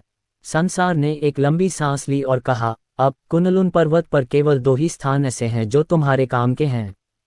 दूसरे परिवारों और संप्रदायों को इन स्थानों के बारे में पता नहीं है, लेकिन ये बेहद खतरनाक हैं। अगर मैं अंदर भी गया तो शायद जिंदा बाहर ना आऊं। वह जगह रक्त आत्मा के गुप्त क्षेत्र से भी ज्यादा डरावनी है। मैं तुम्हें सलाह देता हूं कि इस विचार को छोड़ दो। अपनी साधना को आगे बढ़ाने के और भी तरीके हैं। अर्जुन ने नी बैजियन की ओर और फिर संसार की ओर देखा। वह जानता था कि जिस जगह की वे बात कर रहे थे वह बेहद खतरनाक थी। हालांकि रक्त आत्मा संप्रदाय के विशेषज्ञों के आने में ज्यादा समय नहीं बचा था। इस संबंध में अर्जुन के पास ज्यादा विकल्प नहीं थे, इसलिए उसने अपनी मुट्ठियां भींच लीं और कहा, अगर मैं अभी खुद को मजबूत बनाने की पूरी कोशिश नहीं करूंगा तो रक्त आत्मा संप्रदाय के विशेषज्ञों के आने पर मेरी मृत्यु हो सकती है। दूसरों के हाथों मरने से बेहतर है कि मैं अपना भाग्य खुद तय करूं। मैं आपके बताए दोनों स्थानों पर जाना चाहता हूं। संसार जानता था कि अर्जुन कितना जिद्दी है और उसने असहाय होकर अपना सिर हिलाया। एक स्थान आत्मा की शक्ति को विकसित करने और आत्मा को रूपांतरित करने का स्थान है। एक है शरीर शोधन का गुप्त क्षेत्र। तुमने शरीर शोधन के मार्ग पर चलना शुरू कर दिया है, लेकिन तुम अभी भी बहुत कमजोर हो। एक मजबूत भौतिक शरीर के बिना तुम सर्वोच्च सम्राट क्षेत्र या अर्ध दिव्य क्षेत्र तक पहुंचने में सक्षम नहीं हो पाओगे। अर्जुन, तुम्हारा भौतिक शरीर अभी अस्थि संघनन क्षेत्र तक ही पहुंचा है, जिसका अर्थ है कि तुम्हारी हड्डियां अभी संघनित और रूपांतरित हुई हैं। आपका भौतिक शरीर अधिकतम एक प्रारंभिक चरण के सर्वोच्च सम्राट क्षेत्र विशेषज्ञ के शरीर के बराबर है। कुनलुन पर्वतों में शरीर शोधन की साधना करने वाले बहुत कम लोग हैं, इसलिए आपका भौतिक शरीर आपको कम साधना स्तर वाले लोगों के मुकाबले बहुत बड़ा लाभ देता है। हालांकि ज्यादा शक्तिशाली विशेषज्ञों के सामने यह ज्यादा कुछ नहीं कर पाता। जरा देखो तो क्या हुआ जब तुम पर सुप्रीम सम्राट के दर्जनों बुजुर्गों ने हमला किया। तुम लगभग अपंग हो गए थे। अर्जुन के भौतिक शरीर के साथ उनके लिए रक्त आत्मा संप्रदाय के अर्ध दिव्य क्षेत्र विशेषज्ञों का सामना करना संभव नहीं था। चाहे उसके पास कितनी भी गुप्त तकनीकें और महान दाव के भ्रूण रूप क्यों न हो, यदि अर्जुन अपने भौतिक शरीर का उपयोग करके रक्तात्म संप्रदाय के विशेषज्ञों से लड़ता तो वह टुकड़े टुकड़े हो जाता। संसार ने अर्जुन को उसके भौतिक शरीर की शक्ति का महत्व समझाया। रक्तात्म संप्रदाय के विशेषज्ञों के सामने, जो संभवतः उच्च स्तरीय युद्ध क्षेत्र से थे, एक मजबूत भौतिक शरीर का न होना मृत्यु को आमंत्रित करने के समान था। तो लगता है कि यहाँ से काम खत्म होने के बाद मैं उन दोनों जगहों पर जाकर साधना करने की कोशिश करूंगा। चाहे कितना भी खतरा क्यों न हो, मेरे पास कोई विकल्प नहीं है। मुझे आश्चर्य है कि रक्त आत्मा संप्रदाय के विशेषज्ञों का शरीर कितना मजबूत है। इसके अलावा मुझे भी लग रहा है कि कुछ गड़बड़ है। क्या इसका रक्त आत्मा संप्रदाय के 6 सदस्यों की मौत से कोई लेना देना है? क्या हमारी योजनाएं रक्त आत्मा संप्रदाय से निपटने के लिए वाकई पर्याप्त हैं? पिछले कुछ दिनों से अर्जुन को खतरे का पूर्वाभास हो रहा था। उसका अवचेतन मन उसे आने वाले खतरे की चेतावनी दे रहा था। हालांकि इस समय कुनलुन पर्वत पर कौन उसे धमकी दे सकता था? बहुत कम। जब तक अनिकेत दास और कुनलुन पर्वत के अन्य शीर्षस्थ सर्वोच्च सम्राट क्षेत्र विशेषज्ञों ने उसे घेरकर हमला नहीं किया, तब तक उसकी वर्तमान शक्ति के स्तर पर उसे और कुछ भी खतरे में नहीं डाल सकता था। हालांकि उनके मन में कोई संदेह नहीं था कि अनिकेत दास ऐसा नहीं करेंगे। तो फिर वह क्या महसूस कर रहा था? अर्जुन ने इस पर विचार किया और निष्कर्ष निकाला कि रक्त आत्म संप्रदाय ही इस पूर्वाभास का एकमात्र संभावित स्रोत था। क्या ऐसा हो सकता है कि रक्त आत्मा संप्रदाय के विशेषज्ञ 1 वर्ष बाद नहीं, बल्कि पहले ही पहुंचने वाले थे? संसार शमशान में अर्जुन ने अपने सामने खड़े 3 लोगों को बताया कि वह क्या सोच रहा था। संसार, मोहिनी और नीबेजियन ने एक दूसरे को अलग अलग भावों से देखा। मकबरे के मालिक का वंश तेजी से जागता हुआ प्रतीत हो रहा था। आखिरकार पुनर्जन्म की वंशावली पुनर्जन्म को नियंत्रित करती थी और जीवन या मृत्यु से जुड़े परिवर्तनों को भांप सकती थी। यही कारण था कि अर्जुन रक्त आत्म संप्रदाय के आगमन के आसन खतरे को भांप सका। रक्त आत्म संप्रदाय के निम्न स्तरीय साधकों के पास सामान्यतः भौतिक शरीर होते हैं जो अधिपति शरीर क्षेत्र या यहाँ तक कि सूक्ष्म परिवर्तन क्षेत्र तक पहुंच चुके होते हैं। शरीर शोधन के क्षेत्र थे शरीर तोड़ना, अस्थि संघनन, अधिपति शरीर, सूक्ष्म परिवर्तन, शून्य शरीर, दिव्य शक्ति, आत्मा चकनाचूर करना और अमर होना। संसार मुस्कुराया और बोला, यहाँ तक कि जो लोग अधिपति शरीर के क्षेत्र में पहुंच चुके हैं, वे भी बिना किसी तकनीक या हथियार का उपयोग किए तुम्हें मार सकते हैं। आध्यात्मिक साधना के संदर्भ में, यदि तुम प्रथम स्तरीय सर्वोच्च सम्राट क्षेत्र के हो, तो तुम प्रथम स्तरीय अर्ध दिव्य क्षेत्र के विशेषज्ञ से लड़ने के लिए पर्याप्त शक्तिशाली हो। हालांकि ऐसा करने के लिए तुम्हारा भौतिक शरीर भी अधिपति शरीर के क्षेत्र में या उससे भी बेहतर सूक्ष्म परिवर्तन क्षेत्र में पहुंच चुका होगा। यदि यह बाद वाला है तो दिव्य राजा क्षेत्र के विशेषज्ञों को भी आपको मारना मुश्किल लगेगा। समझ गया। ज्यादा से ज्यादा 10 दिन में यहाँ से काम पूरा होने के बाद मैं उस जगह जाऊंगा जिसका जिक्र तुमने किया था। वैसे उस जगह का नाम क्या है? संसार ने कहा, इसका कोई नाम नहीं है। इसके अलावा मोहिनी और मेरी दिव्य आत्मा विलुप्त होने वाली है। अर्जुन ने सिर हिलाया और फिर पूछा, क्या संसार कब्रिस्तान में कोई वरिष्ठ लोग हैं जो कलाकृतियों को परिष्कृत करने में निपुण हैं? हाँ है। संसार ने एक समाधि पत्थर की ओर देखा। पिछली बार जब अर्जुन ने अपनी समाधि पत्थर को सक्रिय किया था तो 2 अन्य समाधि पत्थर भी जागृत हो गए थे। हालांकि उनकी दिव्य आत्माएं अभी तक प्रकट नहीं हुई थीं। उसे गढ़ने वाला दिव्य भगवान कहा जाता है और वह ताओ एकीकरण क्षेत्र का विशेषज्ञ था। प्राचीन काल में वह एक ऐसा अस्तित्व था जिसने कुनलुन पर्वतों के लिए विशेष रूप से अमर कलाकृतियां गढ़ी थीं। अमर कलाकृतियां, दाओ एकीकरण क्षेत्र, अर्जुन के चेहरे के भाव बदल गए। उसे उम्मीद नहीं थी कि यह वरिष्ठ इतना शक्तिशाली होगा। संसार ने कहा, उसमें इतना आश्चर्यजनक क्या है, वह तो बस एक बुरा आदमी है। अर्जुन, सीनियर जू भी एक दाव एकीकरण क्षेत्र विशेषज्ञ हैं, और सीनियर नी भी, मोहिनी ने धीरे से कहा, संसार कब्रिस्तान के सभी विशेषज्ञ जिनके नाम में दिव्य भगवान की उपाधि है, वे दाव एकीकरण क्षेत्र विशेषज्ञ हैं।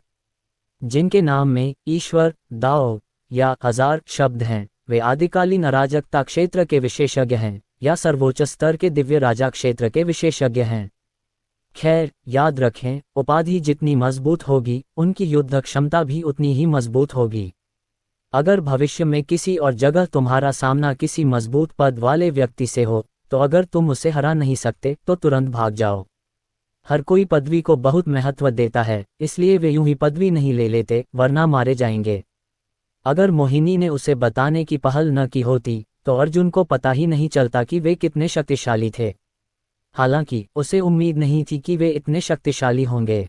आखिर इतने शक्तिशाली विशेषज्ञ रक्त आत्मा संप्रदाय की कालकोठरी में कैसे बंद हो गए? अर्जुन ने इस बारे में ध्यान से सोचा। उसने पहले जो 11 समाधियां सक्रिय की थीं, उनमें से कम 2 दाव एकीकरण क्षेत्र के साधक थे। संसार, नी बैजियन, जल्द ही एक तीसरा फोजिंग दिव्य भगवान होगा। बाकी 8 विशेषज्ञ कम से कम उच्च स्तरीय दिव्य राजा क्षेत्र विशेषज्ञ थे और लाखों वर्षों तक जीवित रह सकते थे।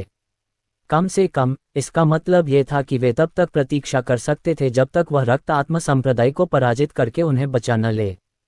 तभी अर्जुन की चेतना संसार के शमशान से बाहर आए और उसने अपने सामने खड़े 8 महान वृद्धों को देखा। उन सभी ने उसके प्रति अपनी निष्ठा की प्रतिज्ञा की थी। 8 संप्रदायों में मूलतः दर्जनों बुजुर्ग थे, लेकिन उसने उनमें से 25 को मार डाला और अब केवल वही समूह बचा है जो अभी उसके सामने था। अर्जुन को उस नीले प्रकाश बक्से की याद आई जो अनिकेत दास ने उसे दिया था। उसके अंदर अभी भी हुआंग परिवार के विशेषज्ञों का एक समूह बंद था। जब वह वापस लौटेगा तो वह हुआंग झांतियन और हुआंग वुकियांग से उन्हें मनाने की कोशिश करेगा। उसकी आत्मिक शक्ति सीमित थी, इसलिए उन सभी को सील करना उसके लिए असंभव था। हे 16 संप्रदाय के गुरुओं और उपसंप्रदाय के गुरुओं, बात तो यहाँ तक पहुँच ही गई है। क्या तुम अब भी रुकने को तैयार नहीं हो? मुझे पता है कि तुम्हारे संप्रदाय के पूर्वज रास्ते में हैं, हालांकि वे शायद 4 घंटे में ही पहुँच पाएंगे। अर्जुन का आभामंडल प्रकट हुआ। उसकी प्रचंड रक्त ऊर्जा एक दिव्य ड्रैगन और एक फीनिक्स में परिवर्तित हो गई। दिव्य ड्रैगन आकाश में उड़ गया, उसके रक्त रंजित ड्रैगन शल्क चमक से टिमटिमा रहे थे और आकाश को हिला रहे थे। उसी समय फीनिक्स की चीख ने धरती को हिला दिया। एक ड्रैगन और एक फीनिक्स दुनिया को चौंका रहे हैं। उसके पास अभी भी सर्वोच्च सम्राट क्षेत्र विशेषज्ञ की ताकत थी, लेकिन ये केवल 1 घंटे तक ही कायम रह सकती थी। यदि संप्रदायों के पूर्वज आ गए और उन्हें आश्वस्त नहीं किया जा सका, तो वह उन्हें फुसलाकर ले जा सकता था और संसार कब्रिस्तान के प्राचीन शक्तिशाली विशेषज्ञों को उन्हें नष्ट करने के लिए भेज सकता था। मैंने अनिकेत दास को भी सूचित कर दिया है। आपके 8 संप्रदायों की सभी मुख्य शक्तियां हमारे साथ शामिल हो गई हैं। आत्मसमर्पण कर दो और फिर कभी ऐसा काम मत करना, वरना मैं तुम सबको एक एक करके मार डालूंगा। अर्जुन ने उस दल को देखा और सोचने लगा। प्रारंभ में इसे बाहर से नष्ट करने के लिए अर्ध दिव्य क्षेत्र के प्रारंभिक चरण तक पहुंचना आवश्यक था। अनिकेत दास यदि वहां पहुंच भी जाते तो भी वे ऐसा नहीं कर पाते। हालांकि अब ये कमजोर हो गया था क्योंकि सर्वोच्च सम्राट क्षेत्र के कई बुजुर्ग जो गठन के पृथ्वी नेट भाग के प्रभारी थे, पहले ही उसके अधीन हो चुके थे। इसलिए यदि अर्जुन अपनी वर्तमान बढ़ी हुई शक्ति का उपयोग करते, तो वह बल का प्रयोग करके उन्हें वश में करने से पहले उनकी संरचना को तोड़कर नष्ट कर सकते थे। हालांकि अर्जुन अभी भी चाहते थे कि वे स्वेच्छा से आत्मसमर्पण कर दें, क्योंकि यह उन्हें बलपूर्वक सील करने से बेहतर था। अर्जुन, तुम छोटे बदमाश, मेरे पूर्वज जल्द ही यहाँ आएंगे। हमने हुआंग परिवार के पूर्वज को भी सूचित कर दिया है। हुआंग परिवार के पास रक्त आत्म संप्रदाय से संपर्क करने की एक गुप्त तकनीक भी है। तुम मर जाओगे। लियांग यू अभी भी अडिग और जिद्दी थी। धमाका! अर्जुन ने निर्णायक हमला किया। उसने अपनी तलवार घुमाई और चारों दिशाओं के बादल छट गए। आकाश और धरती पर असीम दबाव छा गया, मानो 1000 फीट लंबी विशाल सुनहरी तलवार उस संरचना पर गिरी हो, जिससे हजारों लहरें उठीं और संरचना कांप उठी। चूंकि दूसरा पक्ष इस बारे में बात भी नहीं करना चाहता था, इसलिए उसने बल प्रयोग किया और शक्ति प्रदर्शन के लिए उसने पहले लियांग यू को मार डाला। क्या इसके बाद अन्य संप्रदाय के गुरु भी आत्मसमर्पण कर देंगे? शायद। धमाका धमाका। विशाल स्वर्णिम तलवार लगातार उस संरचना पर किसी विशाल हथौड़े की तरह प्रहार कर रही थी। अर्जुन साफ देख सकता था कि उस उल्टे कटोरेनुमा संरचना में दरारें पड़ चुकी थीं। यह ज्यादा देर तक नहीं टिकने वाली थी। दरारें मकड़ी के जाल की तरह फैलने लगीं। अर्जुन, यदि आप वास्तव में ऐसा करते हैं तो भले ही आप अपनी सभी महिलाओं को रक्त आत्मा संप्रदाय को अर्पित कर दें, आप अपने परिवार को विनाश से नहीं बचा पाएंगे। लियांग यू पागलों की तरह दहाड़ने लगी और उसकी हालत और भी बिगड़ती गई। इस समय वह एक पागल सी लग रही थी। कुतिया। किंग वुहिंग और कुंतियान ने मुंह में लार थूकते हुए उसे तिरस्कार से देखा। ये कैसा संप्रदाय गुरु था? किंग वुहिंग ने कहा, पहले तो मुझे लगा कि तुमने अपना शरीर इसलिए दिया क्योंकि तुम उनकी ताकत की तारीफ करती हो। मुझे उम्मीद नहीं थी कि तुम अपनी शर्मनाक हरकतों पर गर्व करोगी। तुम हुआन परिवार से भी बदतर हो। अर्जुन, क्या तुम अब भी नहीं रुकोगे? जब लियांग यू ने देखा कि अर्जुन के हमले और भी उन्मत्त होते जा रहे हैं, तो वह तेजी से चिल्लाई, अगर तुमने मुझे मारने की हिम्मत की तो रक्त आत्मा संप्रदाय के स्वामी तुम्हारी सभी रिश्तेदार महिलाओं का कत्ल कर देंगे। मैं वादा करती हूँ। धमाका। संरचना बिखर गई और 16 संप्रदाय के गुरुओं और उपसंप्रदाय के गुरुओं को इसके विनाश का आघात सहना पड़ा। वे तुरंत खून थूककर जमीन पर गिर पड़े। हालांकि इससे पहले कि अर्जुन कुछ कर पाता, नी बैजियन ने संसार कब्रिस्तान से अचानक हमला बोल दिया। कुछ लोग इतने जिद्दी होते हैं कि उन्हें जीने नहीं देना चाहिए। फुफ फुफ। शुद्ध सफेद तलवार क्यू की एक किरण निकली और मानो आकाश में फैलते हुए अंतरिक्ष और समय को भेद रही हो। एक पल में लियांग यू 2 टुकड़ों में कट गई और हमले की आघात तरंग ने उसके शरीर को रक्त और राख के बादल में बदल दिया। नी बैजियन को घृणा महसूस हुई। वह कोई कदम नहीं उठाना चाहता था, लेकिन वह संसार कब्रिस्तान में उसकी कष्टप्रद आवाज सुन सकता था, जिससे उसके लिए साधना करना असंभव हो गया। नी बैजियन का हमला देखकर अर्जुन को तुरंत होश आया। उसकी आंखें सिकुड़ गईं और उसने आदेश दिया, इन्हें नीचे गिरा दो। इसके बाद अर्जुन के अधीन हो चुके परम सम्राट क्षेत्र के वरिष्ठों ने 15 संप्रदाय के गुरुओं और उपसंप्रदाय के गुरुओं को तुरंत परास्त कर दिया। चूंकि वे पहले से ही घायल थे और इतने सारे परम सम्राट क्षेत्र के वरिष्ठों का सामना कर रहे थे, इसलिए उनके पास कोई मौका नहीं था। अर्जुन ने ऊपर से अपने सामने खड़ी भीड़ को देखा। कुनलुन संप्रदाय के संप्रदाय गुरु, खूनी ब्लेड गठबंधन के संप्रदाय मास्टर, दाओ संप्रदाय के संप्रदाय गुरु। अर्जुन ने ठंडे भाव से उन तीनों सफेद बालों वाले बूढ़ों को देखा। कल की मुलाकात में तुम तीनों और लियांग यू मुझे मार डालने पर तुले हुए थे। वाह छोटे बदमाश तुम! इससे पहले कि यह संप्रदाय गुरु अपनी बात पूरी कर पाता, तलवार के एक ही वार से उसकी मौत हो गई। अर्जुन ने बाकी 2 की ओर देखा। तुम दोनों को हुआंग परिवार की स्थिति के बारे में पता होना चाहिए। मुझे बताओ, शायद तुम बच जाओ। कुनलुन संप्रदाय और खूनी ब्लेड गठबंधन के संप्रदाय गुरुओं ने एक दूसरे को देखा। दोनों ही 5वें स्तर के सर्वोच्च सम्राट क्षेत्र के विशेषज्ञ थे, लेकिन अर्जुन के आगे उनकी कोई सानी नहीं थी। अपने दिल में वे सोच रहे थे कि किस तरह की गुप्त तकनीक एक दाओयुआन क्षेत्र के साधक को इतना मजबूत बना सकती है। रक्त आत्मा संप्रदाय के विशेषज्ञ भी इतने अपमानजनक नहीं थे। क्या ये सचमुच अर्जुन की कही बात थी? क्या उसके समर्थक विशेषज्ञ रक्त आत्मा संप्रदाय से भी ज्यादा मजबूत थे? हालांकि हुआंग परिवार के बारे में, यदि भविष्य में अर्जुन हार गया तो क्या होगा? उनका पीछा हुआंग परिवार के पूर्वज भी करेंगे और उनका जीवन खतरे में पड़ जाएगा। ब्लडी ब्लेड एलायंस के संप्रदाय प्रमुख ने अर्जुन और उनके सामने आत्मसमर्पण कर चुके बुजुर्गों को घूरा। उन्होंने धीरे से आह भरी और कहा, पिछले 3000 वर्षों में हुआंग परिवार के पूर्वजों ने रक्त आत्मा संप्रदाय की कुछ गुप्त विद्याएं और साधना विधियां प्राप्त कर ली हैं। एक बार हम हुआंग परिवार के मुखिया के साथ रक्त आत्मा संप्रदाय के विशेषज्ञों से मिलने गए थे। पिछले 3000 वर्षों में हुआंग परिवार के पूर्वज रक्त आत्मा संप्रदाय के विशेषज्ञों को 10 बार प्राप्त करने के प्रभारी थे। कुनलुन पर्वतों के अन्य संप्रदाय वहां जाने के योग्य नहीं थे। वह एक पल के लिए रुका और अर्जुन की ओर देखा। लेकिन हुआंग परिवार के पूर्वज ने हमें उनका स्वागत करने के लिए अपने साथ चलने को कहा था। उन्होंने ऐसा हमें ये बताने के लिए किया था कि रक्त आत्मा संप्रदाय कितना शक्तिशाली है। इसके बाद उन्होंने रक्तात्मा संप्रदाय की साधना तकनीक हमें सिखाई, क्योंकि वे हमें आत्मसात करना चाहते थे और चाहते थे कि हम मिलकर रक्तात्मा संप्रदाय की सेवा करें। जबरदस्ती। अर्जुन हंसा। लगता है हुआन परिवार के पूर्वज तुम्हें रक्तात्मा संप्रदाय के प्रति पूरी तरह समर्पित होने के लिए मजबूर करना चाहते थे। रक्तात्मा संप्रदाय की शक्ति का वर्णन करके उन्हें डराना और फिर उन्हें रक्तात्मा संप्रदाय की तकनीक सिखाकर उन्हें एक ही नाव में बांधना। हुआन परिवार का पूर्वज काफी चालाक था। इसके अलावा हालांकि ये एक से ज्यादा साधना तकनीकें लगती थीं, लेकिन मूलतः ये ऐसी साधना तकनीकें थीं जो व्यक्ति की शक्ति बढ़ाने के लिए जीवन शक्ति को अवशोषित करती थीं। लंबे समय तक इनका प्रयोग करने से अंततः मृत्यु हो जाती थी। अर्जुन की नज़र 15 संप्रदाय के गुरुओं और उपसंप्रदाय के गुरुओं पर पड़ी और उसने कहा, मैं तुम्हें एक मौका देता हूँ। आत्मसमर्पण करो या मर जाओ।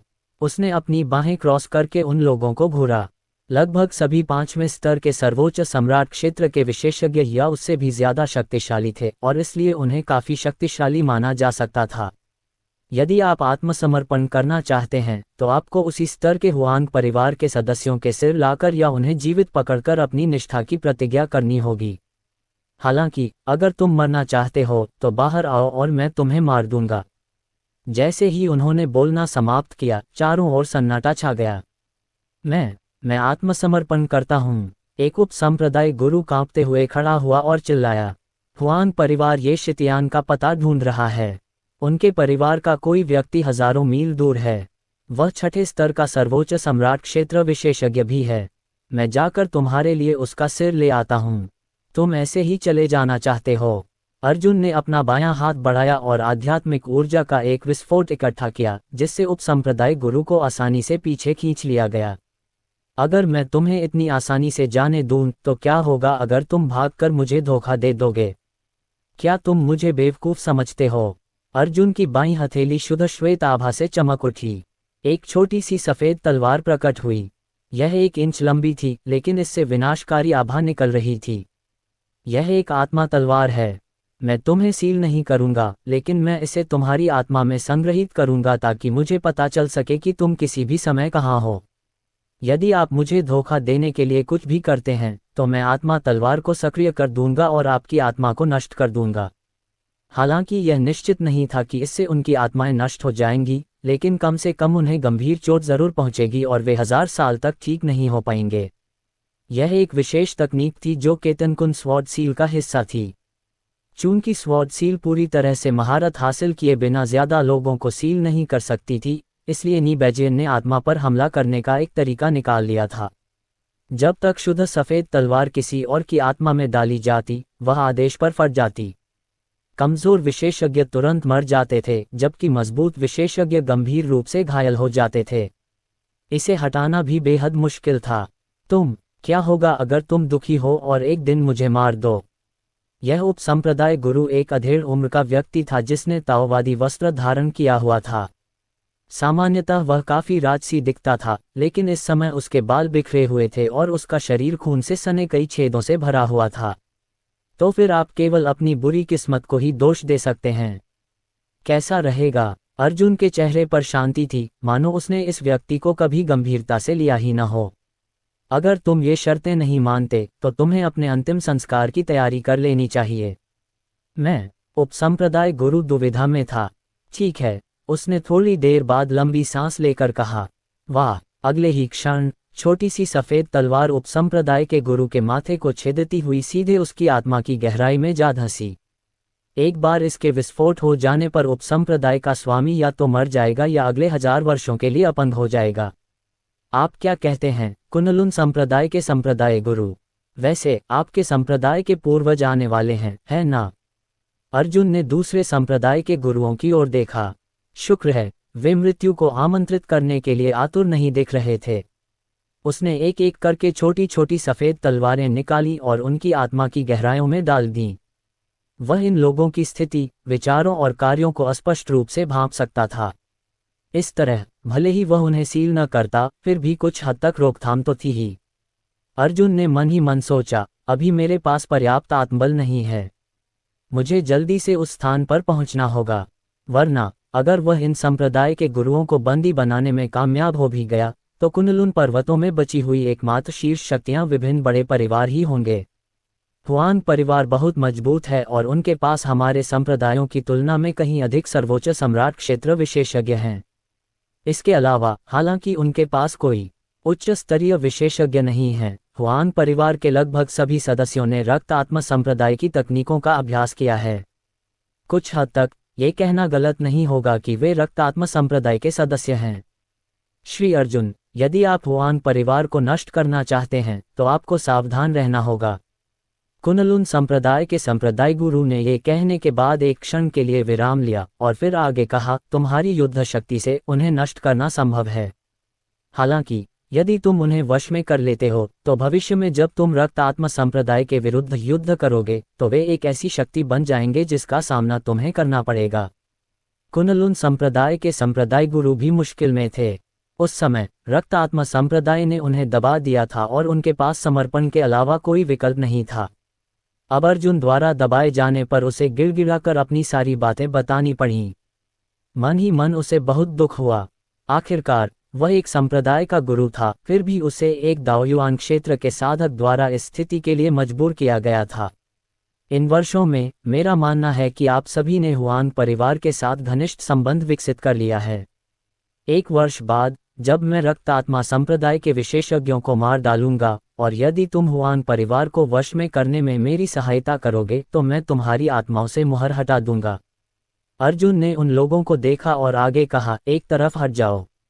अब संप्रदायों में कोई भेद नहीं रहा, सभी लोग दीप्तिमान हॉल के सदस्य हैं। अगर तुम बिना वजह आपस में लड़ोगे तो मैं खुद तुम्हें मार डालूंगा। अर्जुन ने इस पर ध्यान से सोचा। कुनलुन संप्रदाय और अन्य संप्रदायों के दीप्तिमान हॉल में विलय के बाद उन्हें कई बड़े समूहों में विभाजित किया जा सकता था। भविष्य में संप्रदायों को रक्त आत्मा संप्रदाय के विरुद्ध लड़ने की जिम्मेदारी नहीं होगी। इसके बजाय संप्रदाय दीप्तिमान हॉल में शामिल होंगे और फिर रक्त आत्मा संप्रदाय के विरुद्ध मिलकर लड़ेंगे। हालांकि इससे पहले उसे उन लोगों को मारना होगा जिनके छिपे हुए इरादे थे, जैसे कि लियांग यू जो पूरी तरह से दूसरी तरफ चला गया था। सभी लोग, मुझे यकीन है कि आप सभी इस बात से अवगत हैं कि इस समय क्या हो रहा है। अर्जुन ने 100 से अधिक प्रतिभाशाली लोगों के पास पहुंचते हुए कहा, आप सभी को पता होना चाहिए कि विभिन्न संप्रदायों के संप्रदाय गुरु कैसे होते हैं। हालांकि मैं तुम्हें यह बता दूं, मैं अर्जुन अपनी आखिरी सांस तक रक्त आत्मा संप्रदाय से लड़ूंगा। जो लोग रेडिएंट हॉल में शामिल नहीं होना चाहते वे पहले जा सकते हैं। युद्ध शुरू होने से पहले अपनी कब्र खोदने के लिए जगह ढूंढ लो। रक्त आत्मा संप्रदाय द्वारा अपमानित होने से बेहतर है कि जल्दी मर जाएं। हॉल मास्टर, ये मैंने आपको पहले भी नाराज किया है, लेकिन मैं आपके साथ लड़ने को तैयार हूं। बाई युक्वान ने अपनी मुट्ठियां भींच लीं और आधे घुटने टेक दिए। उसी समय चिराग जैन, किंग लिरोंग, डुगु जियान, ही याओ और अन्य लोगों ने एक स्वर में कहा, हमें मौत का डर नहीं है। चूंकि अब हम रक्त आत्मा संप्रदाय के बारे में जानते हैं, इसलिए हम उनसे लड़ने की पूरी कोशिश करेंगे। किसी भी हालत में अगर वे प्रतिरोध नहीं करेंगे तो वे मर जाएंगे, और अगर वे स्वयं प्रतिरोध करने की कोशिश करेंगे तो भी मर जाएंगे। रक्त आत्मा संप्रदाय और हुआन परिवार पर निर्भर रहने के बजाय वे अर्जुन पर अपनी आशाएं लगाएंगे। हम रेडिएंट हॉल में शामिल होने के इच्छुक हैं। हम हॉल मास्टर ये का अनुसरण करने के लिए तैयार हैं। क्षण भर में अनगिनत प्रतिभाशाली लोग घुटनों के बल बैठ गए और एक साथ अपनी मुट्ठियां भींच ली और अर्जुन को गंभीरता से देखने लगे। उनके लिए अर्जुन उनकी आशा थे। बुरा नहीं, बुरा नहीं। अर्जुन, तुमने बहुत अच्छा किया। एक नीली रोशनी चमकी और अनिकेत दास आकाश से प्रकट हुए। उनके साथ 5 सफेद बालों वाले बुजुर्ग थे। देखने में तो वे अनिकेत दास जितने ही शक्तिशाली लग रहे थे। श्री अर्जुन, ये 5 लोग 5 प्रमुख संप्रदायों के पूर्वज हैं। अनिकेत दास ने अपनी मुट्ठियां भींचकर इशारा किया। मेरे साथ मिलकर वे ही थे जिन्होंने हुआन परिवार के पूर्वज पर हमला किया था। दुर्भाग्यवश वह कमीना फिर भी बच निकला। छोटे मित्र, ये 5 पूर्वजों ने एक साथ मुट्ठियां बांधकर अर्जुन का अभिवादन किया। वे 5 अर्जुन को घूर रहे थे। उनके हृदय में उथल पुथल मची हुई थी। अर्जुन, वह बहुत युवा था, लेकिन उसका आभामंडल वास्तव में बहुत मजबूत था। यद्यपि यह एक गुप्त तकनीक के कारण था, लेकिन यदि वे लड़ते भी तो यह अनिश्चित था कि कौन जीतेगा। सौभाग्य से यहाँ आते समय अनिकेत दास ने उन्हें रोक लिया और उन्हें स्थिति से अवगत कराया। जहाँ तक अन्य 3 प्रमुख संप्रदायों के पूर्वजों का प्रश्न है, वे स्थिति जानने के बाद भाग गए थे और रक्त आत्मा संप्रदाय का पक्ष लेने का निर्णय लिया था। अनिकेत दास ने अर्जुन को स्थिति समझाई, जिसके बाद अर्जुन ने अपनी मुट्ठियां भींचते हुए कहा, सभी लोग, रक्त रात्रि संप्रदाय और दीप्तिमान हॉल के सदस्य, सभी क्यानजिऊ शहर में हैं। आप अपने संप्रदायों का नेतृत्व कर सकते हैं और उनमें शामिल हो सकते हैं। मुझे अभी भी अपनी ताकत बढ़ाने के लिए कहीं जाना है, इसलिए मैं तुम लोगों के साथ वहां नहीं जाऊंगा, क्योंकि अब ज्यादा समय नहीं बचा है। अनिकेत दास को सभी चीजों को संभालने की जिम्मेदारी दी जाएगी, जिसमें हुआन परिवार पर हमला करने का मामला भी शामिल है। रेडिएंट हॉल का काम अनिकेत दास पर छोड़ दिया गया, क्योंकि रक्त आत्मा संप्रदाय के आगमन की तैयारी के लिए अर्जुन को अपनी ताकत बढ़ानी थी। अन्यथा, जब वह दुर्भाग्यपूर्ण दिन आएगा और वह सक्षम नहीं होगा, तो पूरा प्रतिरोध निरर्थक हो जाएगा। ठीक है, श्रीमान अर्जुन। श्री अर्जुन, कृपया सावधान रहें। ब्लडी ब्लेड एलायंस के पूर्वज ने कहा, हम पुराने लोग आपकी योजना के अनुसार अनिकेत दास को इन मामलों से निपटने में मदद करेंगे। कृपया निश्चिंत रहें और अपनी साधना पर ध्यान केंद्रित करें, श्रीमान अर्जुन। चिंता मत करो, श्रीमान अर्जुन। बाकी 3 पूर्वज भी वही थे। अर्जुन ने सिर हिलाया और एक प्रकाश की किरण बनकर क्षितिज में विलीन हो गया। ज्यादा समय नहीं बचा था। उसे संसार द्वारा बताए गए किसी एक स्थान पर पहुंचना था ताकि पहले अपने भौतिक शरीर को अधिपति शरीर के दायरे में परिष्कृत और संयमित कर सके।